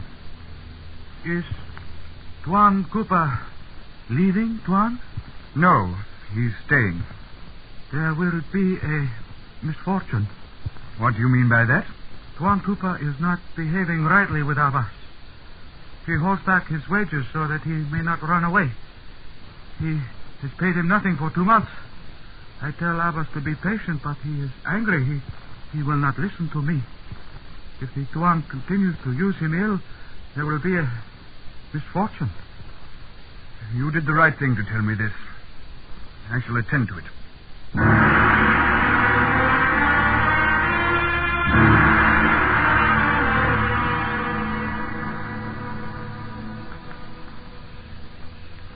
Did you wish to see me? I understand that you have held back Abbas's wages. I consider that a most arbitrary proceeding. The lad wishes to leave you, and I don't blame him. I must insist that you pay him what is due. No. Well, I don't choose that he should leave me. I'm holding back his wages as a pledge of his good behavior. It is my duty to warn you that if you drive this boy beyond a certain point, you run a great risk. What do you think he'll do? I think he'll kill you. You think I'm afraid of a Malay native? It's a matter of complete indifference to me whether you are or not. I only feel the official obligation to give you proper warning. I'll tell you this.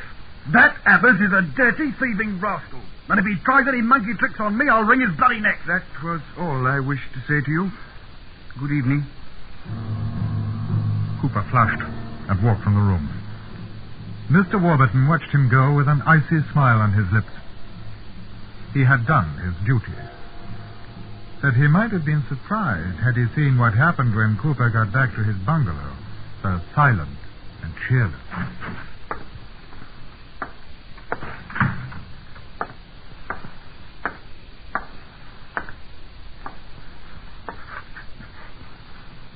Filthy snob. Filthy, dirty snob.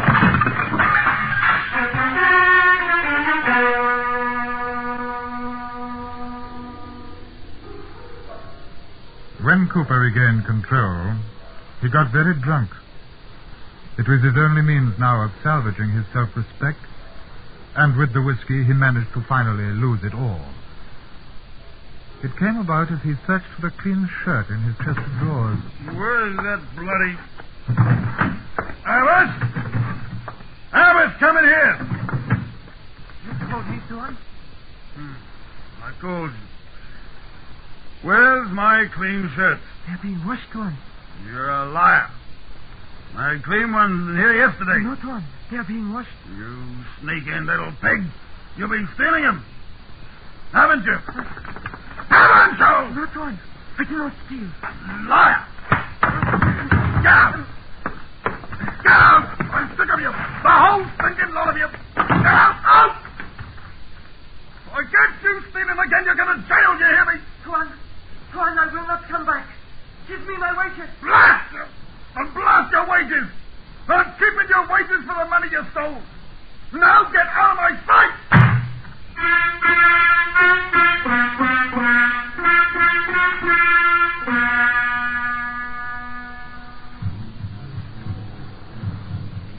When Cooper sobered later that evening, he knew he had gone too far with the native boy. He was worried, and he felt ill. He saw the lights of Mr. Warburton's house across the clearing, and for a moment he considered going over to tell him what he had done. But he knew with what icy scorn the resident would listen to his story. He could see the patronizing smile. So he didn't go.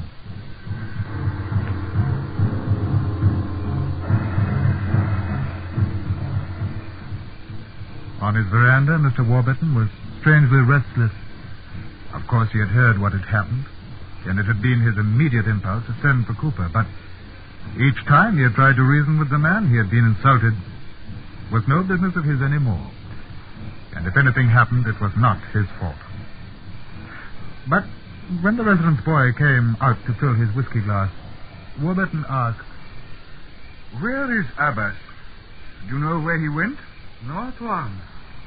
I think maybe he has gone to the village of his mother's brother.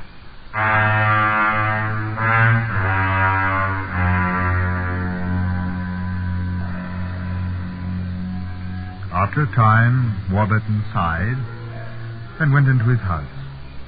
He read late into the night and at last slept. The night was very sultry and still. It was a little before dawn when a slim young figure moved across the clearing. It was the boy, Abbas, and in his hand he carried a crease.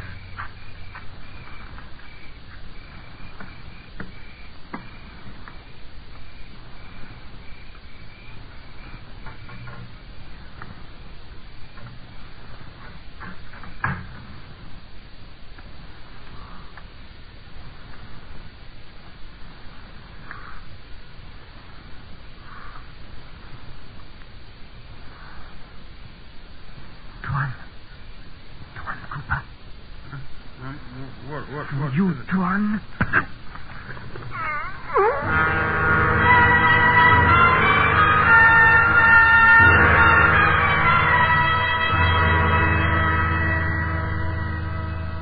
When Warburton was called to the bungalow by his boy the next morning, Cooper was lying in bed with his mouth open and the crease sticking in his heart.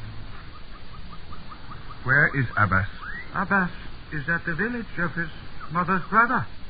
He will be arrested there, then. Tuan, Abbas, my nephew, was in the village all night. It can be proved. His uncle, everyone will swear that he did not leave the place. Tuan Cooper was killed by Abbas. You know it as well as I do. Justice must be done. Tuan, you would not hang him. The provocation was very great. Abbas will be sentenced to a term of imprisonment. When he has served part of his sentence, I will take him into my house as a boy. You can train him in his duties. I have no doubt that under Tuan Cooper he has got into bad habits. Shall Abbas give himself up before the police are sent, Tuan? It would be wise of him. The boy withdrew. Then Mr. Warburton stood a moment looking at the cold body of his assistant, Cooper. Suddenly he felt a glow of exultation. A great burden had been lifted from his shoulders. He thought of the freshness of the morning outside and the newspaper which would be waiting unopened on his breakfast table. Abbas would make a good houseboy.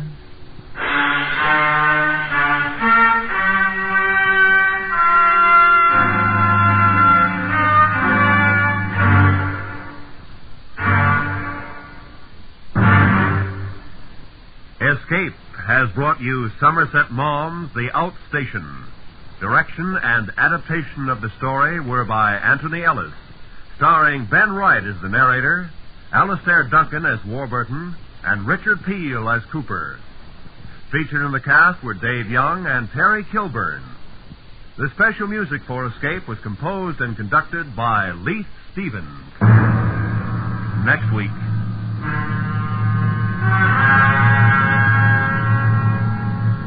You are in an open boat with 3 desperate men, 200 yards from land and safety.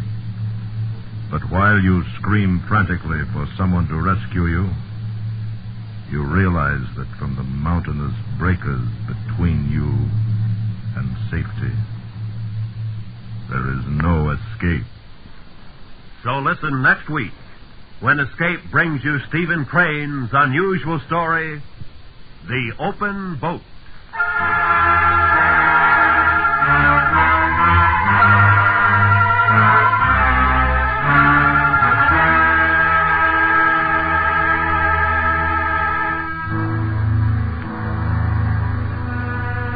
By all odds, The Wizard of Oz should be an odds-on favorite at your house every Monday through Friday in the daytime on most of these same CBS radio stations. Be sure to hear Walter O'Keefe in The Wizard of Oz, a colorful quiz show that makes winners out of people just like you. Next session tomorrow in the daytime at the Star's address. This is Roy Rowan speaking. And remember, you're invited to Art Linkletter's house party every weekday on the CBS Radio Network.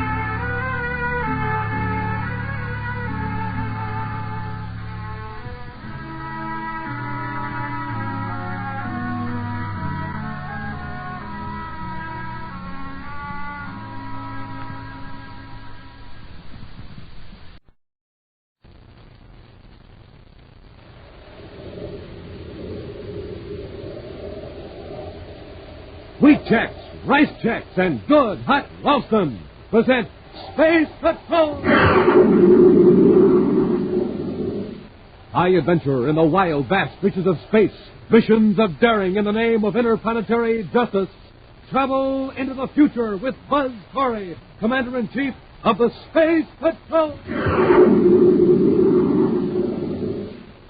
In today's transcribed Space Patrol adventure, Buzz and Happy are in the frozen polar region of Planet X. Pursuing Prince Baccarati into the shaft of an Endurium mine, they're unaware of a huge figure lurking behind a shoulder of rock. Baccarati and the line go in here. I hear them downstairs. You can tell me right there? That's okay. We'll be quietly prepared.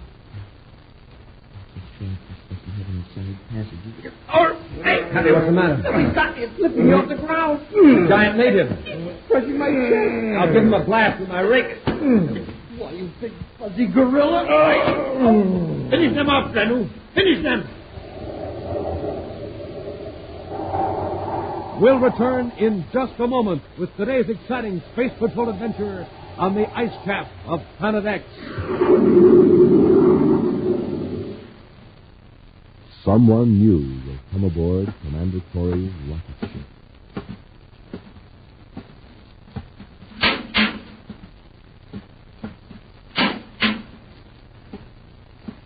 Someone new will enter the pilot's compartment and take over the controls of the commander's great space rocket Terra 4.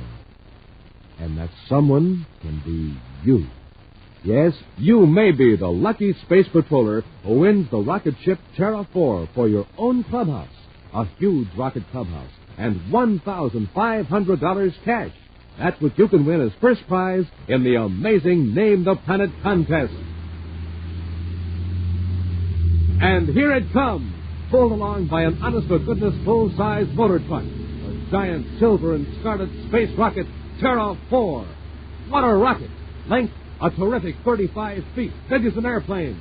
Weight, a gigantic 10,000 pounds. Equipment, specially outfitted as a clubhouse on wheels. And what a clubhouse!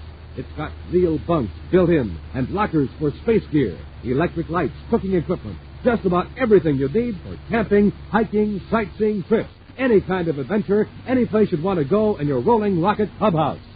And Space Patrollers, all it takes to send the giant, great rocket clubhouse and the motor truck and $1,500 rolling toward you is one word. And that one word is a name for Planet X.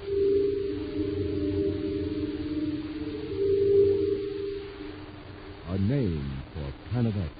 That strange, mysterious new planet, 5,000 times bigger than Earth.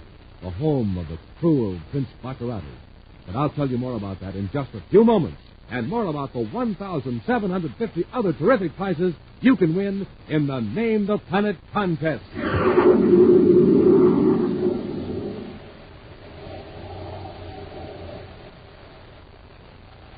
And now, today's Space Patrol adventure on the ice cap of Planet X. Commander Corey at last has Prince Baccarati in a position where the evil ruler of Planet X can be compelled to liberate hundreds of human beings whom he has forced into virtual slavery. With Buzz holding a ray gun on the power-mad prince, Baccarati has reluctantly ordered a fleet of his ships to come to the polar cap to transport the captive natives to their homes farther south. From the ship, the commander is now supervising the evacuation by means of a short-range spaceophone, while Cadet Happy guards Baccarati and his assistant, Dr. Malone. Corey to Carson. Come in, please. Carson here, Commander. How many men are left to be evacuated? Around 400, sir. They're mostly thugs, and the crew of technicians you assigned to help me. That's when you handle them all right? Oh, I think so, sir. All right, Carson. Notify me when the last man is aboard. Corey out. All happy? In an hour or so, we'll have every one of those natives down in the valley where the ships can pick them up. What about Carson and men from the other planets? Are they going with the natives, sir? They'll have to, and they'll be dropped off with a group of natives that are going farthest south. Oh, you mean they'll live with the natives until our space patrol ships come to get them? Yes, we'll take care of that arrangement as soon as Baccarati's ships get all the natives safely home. You're taking quite a bit for granted, aren't you, Commander? You aren't counting on your men rescuing you, are you, Baccarati? Don't forget, this is an enormous planet, Commander. I control it. And there are just two of you. The nearest space patrol ship is millions of DUs away. When you give the order to cut off the defenses, they'll be here soon enough. Did it ever occur to you that my men might refuse to let the space patrol into Planet X? They might even defy my orders to keep from being invaded. I thought of that. But there are plenty of people on Planet X who hate you. They don't want to stay here, and when they get a chance to escape, they'll help. Don't worry about that. Sure, look what happened right here in your Endurium mines. Even your own men wouldn't work. Carson calling Commander Corey, emergency. Corey here. Go ahead, Carson. We've lost one of our thugs, this big Grano I told you about.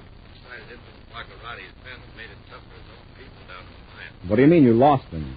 4 or 5 big thugs jumped him just as we were getting aboard the mining cars. He broke away and ran toward the mine shop. Shall I send some of my men after him? He's a thug and used to this cold climate. He'll stand a better chance here. Let him go. Yes, sir. Are all the natives in the cars now? Yes, sir. Ready to shove off to the valley whenever you give the order, Commander. I'll be right out, Carson. Happy, put Baccarati back after the Malengo and lock him up. Yes, sir. I'll be back as soon as the last car's gone down the grade.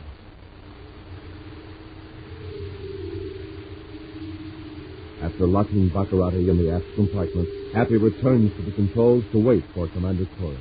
Meantime, Baccarati paces his narrow quarters and glares at Dr. Malengo. You're supposed to be a scientific genius, Dr. Malengo. Think of something. Get me out of this. I already have, Your Highness. Oh, then let's hear it. But all this leads down. The last car is about to pull out now. A bunch of those big, stupid thugs. And a few technicians. Corey's out there now. Excellent. When he comes back, we have a surprise for him. Well, what is it? When the commander searched this compartment for weapons, he overlooked something. This secret panel in the bulkhead. Look, Your Highness. But there is nothing in it. I beg your pardon, Excellency, but there is. This. Oh, just a metal cylinder. What good is it? It contains Valerium-12, under pressure, an irritant gas. It should enable us to overpower Corey and the cadet and resume control of your ship. Splendid. Splendid. How does it work? Just press the small lever on the end. I wonder gas affects us, too. If you point it directly at Corey and the cadet, and then cut it off, they'll get by far the worst of it. You'll have the advantage. It will be easy to grab their weapons and knock them out. Good. Give me the cylinder.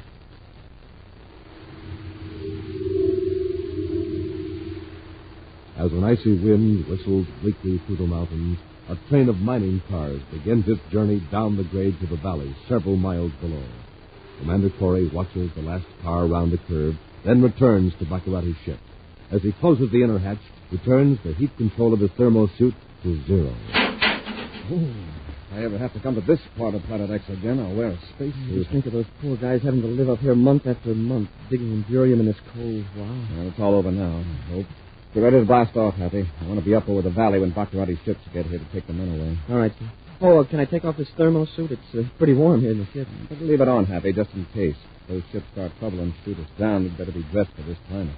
Yes, sir. But would they dare shoot at Baccarati's ship? Put yourself in the place of the men who heard the spacer-phone message.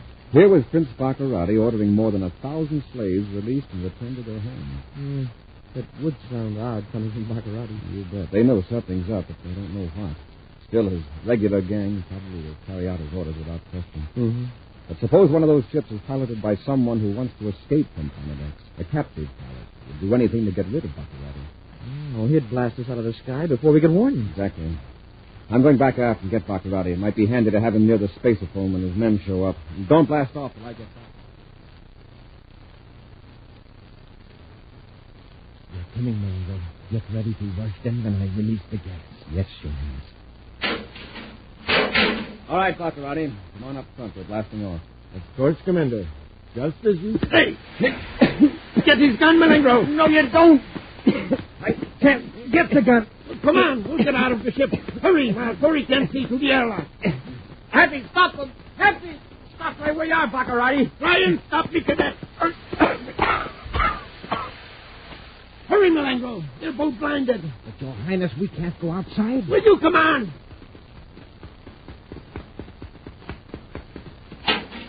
I'll be out her hatch.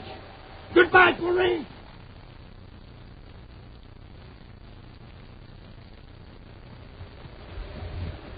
Your Highness, where can we go? We'll freeze to death.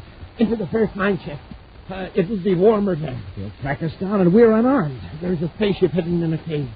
If we can make that, we're safe. Come on, into the shaft. Hurry before Corey sees us.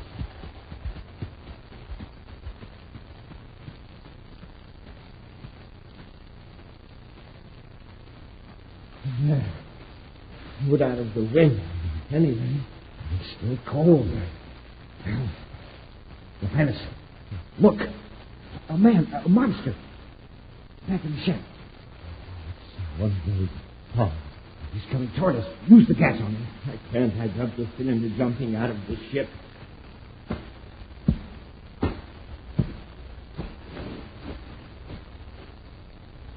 And you come save me. Who are you? Me, Granu, overseer. Granu make all thugs work hard. Oh, yes. Granu. Of course. I've heard of your loyal service. Take Granu with you in Skysled. Granu work for you, always. Of course, Granu. But there are two wicked men here. They're trying to harm me. They are bad men. Do you understand? Granu, understand. You must stop them. Press back against the wall of the shaft. If they come in here, kill them. Kill? Yes, they're coming. Granu, don't let them get past you. Stop them, or you will stay here forever.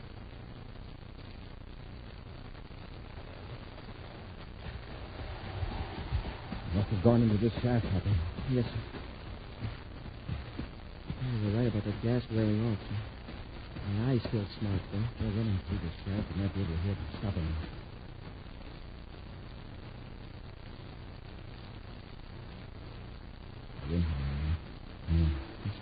Shall we use the time?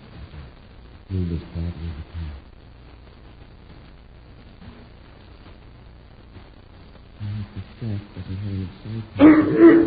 Happy, what's the matter? Something's got me. It's lifting me off the ground. It's a giant frog.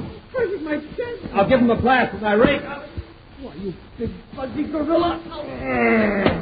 Finish them off, then. Finish them.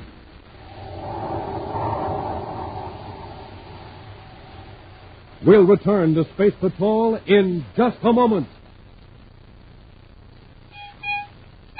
Look out! Clear the way! Here it comes! America's best-looking, best-riding bicycle, the Schwinn Varsity. The bike with 3-speed gear shift for double-fast pickup and 2-wheel handbrakes for double-safe stopping. Yes, that's the bike 750 of you Space Patrollers are going to be riding, because the second prize group in the great Name the Planet contest is 750 Schwinn Varsity bikes. Gang, there just never was a contest like this before. A contest in which you have a chance to win a huge rocket clubhouse on wheels and 750 chances to win a Schwinn bicycle. And, gang, listen to what you've got 1,000 chances to win. Third prize group, 1,000 pieces of regulation Space Patrol equipment, 250 autosonic rifles, 250 outer space helmets, 250 Space Patrol emergency kits, and 250 stainless steel Space Patrol wristwatches. And remember, all it takes to win the Rocket Clubhouse or a Schwinn bike or one of the other big prizes is a name for Planet X.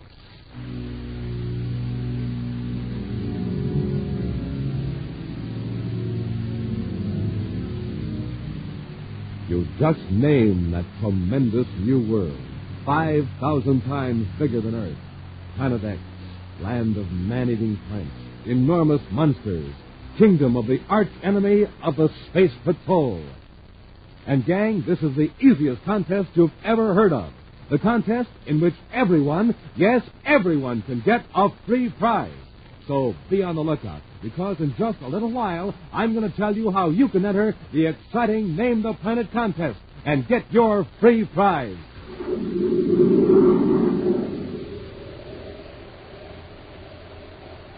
And now, back to our Space Patrol adventure on the ice cap of Planet X. Fleeing into the shaft of the Endorium mines on the polar ice cap of Planet X, Baccarati and Malengro encountered Granu, a member of a race of shaggy giants that inhabit the Arctic regions of the remote planet. Knowing that Granu has been driven away by his fellow tribesmen as a traitor, Baccarati promised to help the abandoned native if he would attack Buzz and Happy when they entered the mine shaft. Granu, finish them, I tell you. Finish?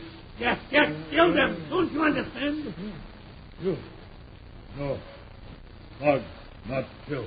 What do you mean, dogs don't kill? Did your own tribe drive you away? Did they leave you here to die? I've not killed Granu. Oh, I thought you were going to obey my command. Granu obey. I must tell Granu to stop men. Granu do this. Now take me in Sky Sled. Take me where Granu can find food.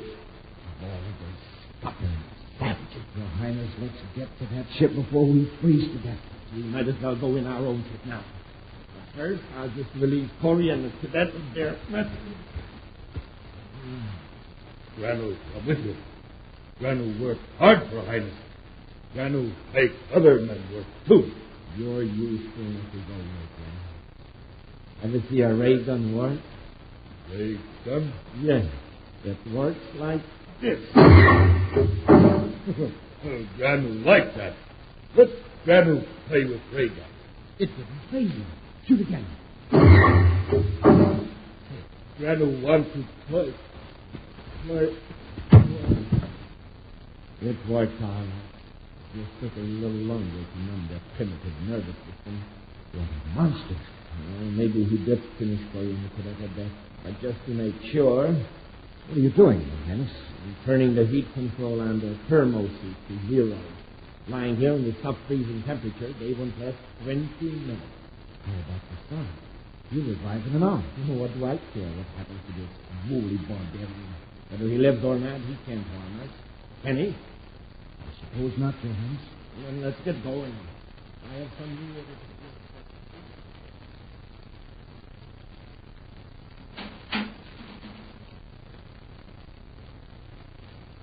Now, if you turn on the spaceophone and contact my ship.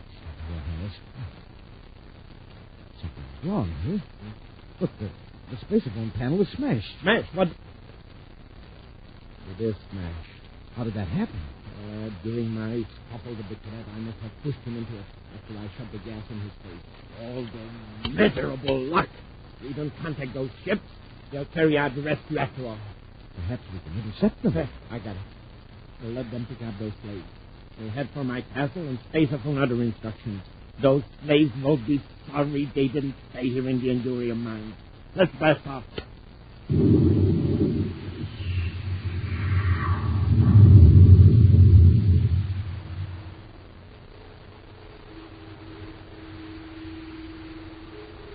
Less than a minute later, the reverberations of Baccarati's rockets die out in the frozen air, leaving only the sound of the Arctic wind to shriek across the polar ice cap of Canada. Finally, in the dim light of the mine shaft, a figure moves and with difficulty sits upright. It is Buzz Corey. Shivering with cold, he looks around, first at Cadet Happy's still form, then at the shaggy hulk of Granu, the giant frog. His fingers clumsy with cold, he finally turns up the heat control of his thermal suit and does the same to Happy's. A moment later, Happy stirs, opens his eyes, and looks at the command.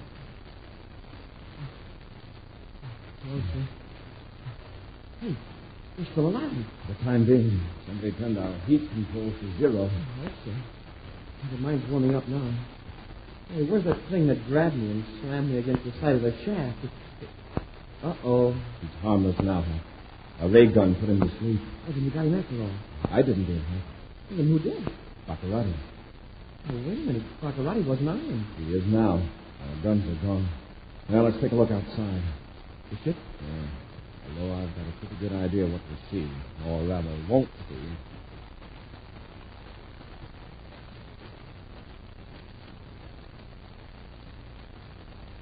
Yep. Gone. Now, this is just dandy. Stranded on this ice cap, 1,000,000 miles from nowhere. Hey, listen. Back in the shaft. It's the fog. He's coming too. Hey, we better get away from here before he comes after us. If he wants to get us, it isn't going to do us any good to run. Besides, I don't think he'll hurt us now. Yeah, but look what he did to us before. I know, but this man is an outcast, driven away by his own people. He knows he's stranded here. I think he'd prefer company, particularly since he knows the company he can lick. Hey, and he knows these mines pretty well. Maybe he has some food stashed around. Now, come on, Hap. Let's try to shoot him.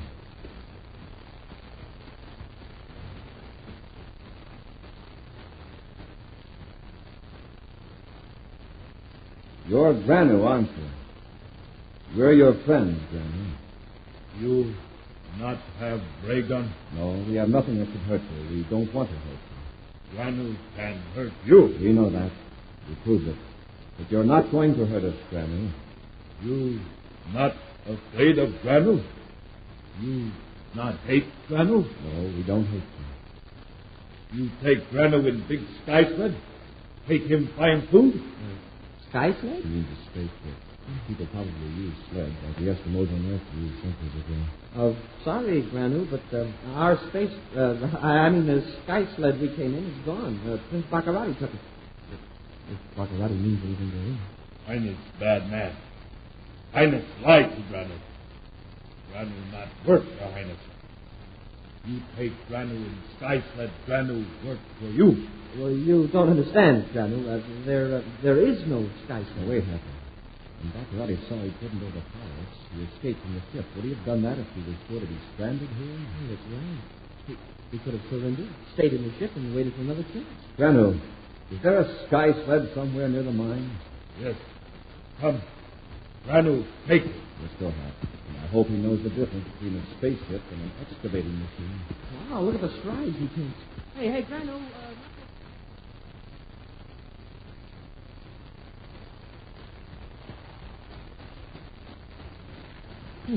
Hey, Granu, how much farther is it? I'm about to drop. Not far. Sky sled, round corner. Hope he knows what he's talking about. So do I. Hey, I see a light ahead. The shaft is widening. There's something big in the opening. There, sky sled. It's a ship, all right. Hey, hurry up, Granu. Get a move on. I thought you were tired. Not now.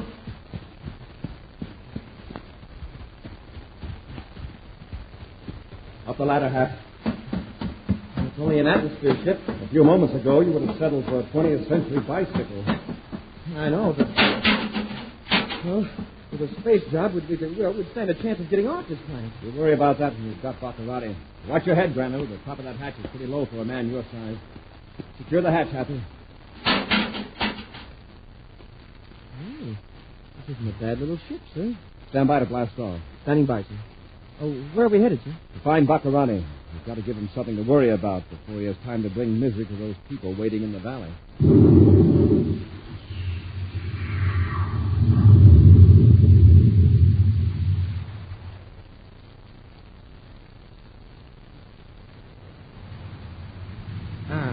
There is the castle, Marengo. In a few minutes, I'll be in my tower, watching those worthless slaves go to their doom. Your Highness, the identification signal. Oh, what about it? So the ship can get through the electronic force field around your castle. Isn't it working? It should be automatic.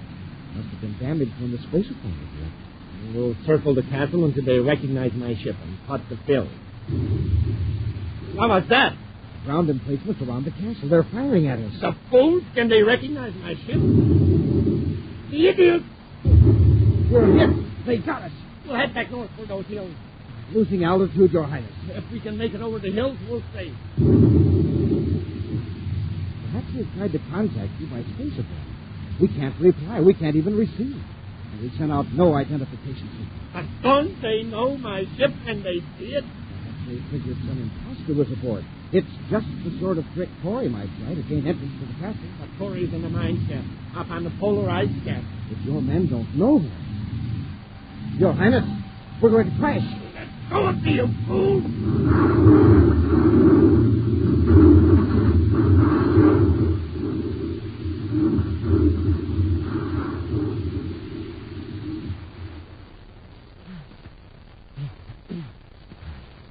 Are you hurt, Your Highness? How do I know till I stand up? Stop asking foolish questions and get me out of this mess. Your Highness. Look, a small atmosphere ship. It has seen us. It's going to land. Oh, don't stand there gibbering. Get that hatch open.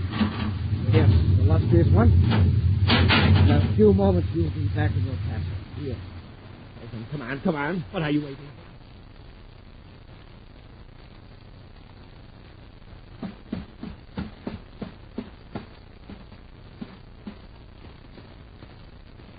Well, where's the pilot of this ship?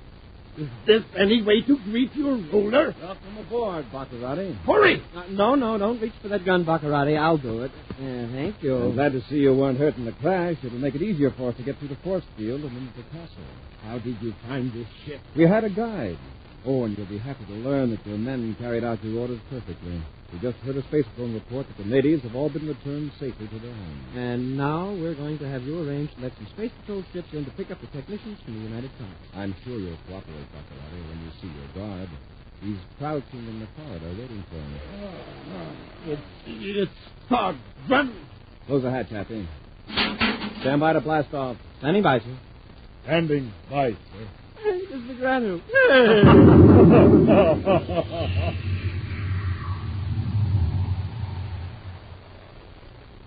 An exciting preview of next week's Space Patrol adventure in just a moment.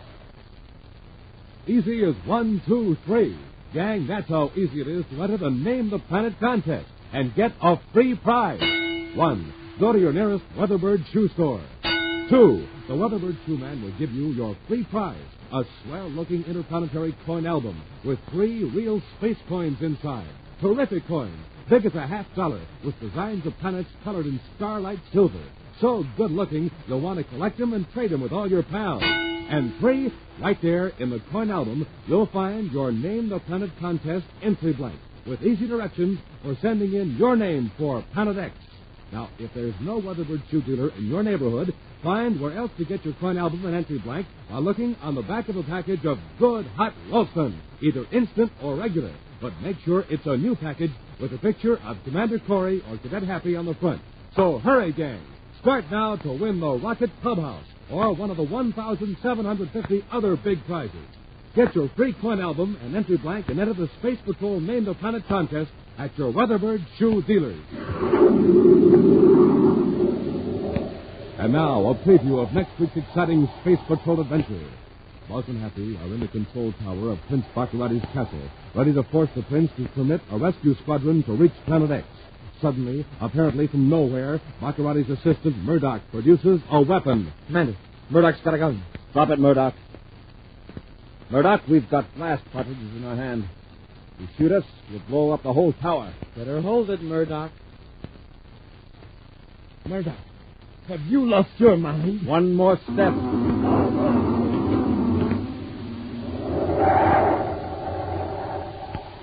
Be sure to join us again next week for the thrilling story, Rescue from Planet X, when Wheat Checks, Rice Checks, and Good Hot Wilson again present Space Patrol!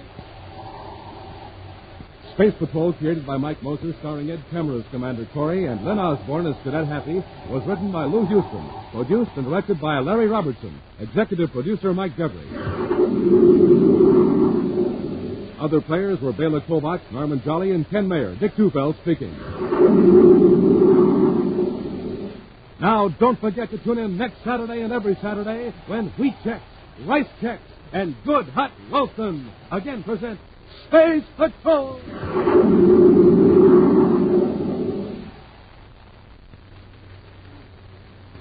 Dick Tufeld in Los Angeles reporting on a train that can fly 1,000 miles without refueling, the North American FJ-2 Fury. Now, in a moment, you'll hear from the well-known test pilot on this Navy jet fighter, J. Ray Donahue, Jr. The Fury is a carrier-based plane armed with four 20-millimeter cannons. It flies 650 miles per hour, has an altitude mark of 45,000 feet. Its length, 37 feet. Now, J. Ray Donahue, Jr., recorded at Edwards Air Force Base. To fly at supersonic speeds, the test pilot must have plenty of energy. That's why I always get a good night's sleep and start the day off with a good breakfast cereal like Rice Chex or Wheat Chex. They have plenty of energy, and they taste mighty fine. And I know that you'll like them, too. No other cereal, puff or flake, contains so much nourishment in such concentrated bite-sized form. So take a tip from J. Ray Donahue, Jr., Bob Love, and other top test pilots. Make your cereal Rice Chex, Wheat Chex. Be sure to see another exciting Space Patrol program on your local ABC television station. Consult your local paper for time and channel. This program is broadcast to our armed forces overseas through the worldwide facilities of the Armed Forces Radio Service. Space Patrol came to you transcribed from Hollywood. This is ABC Radio Network.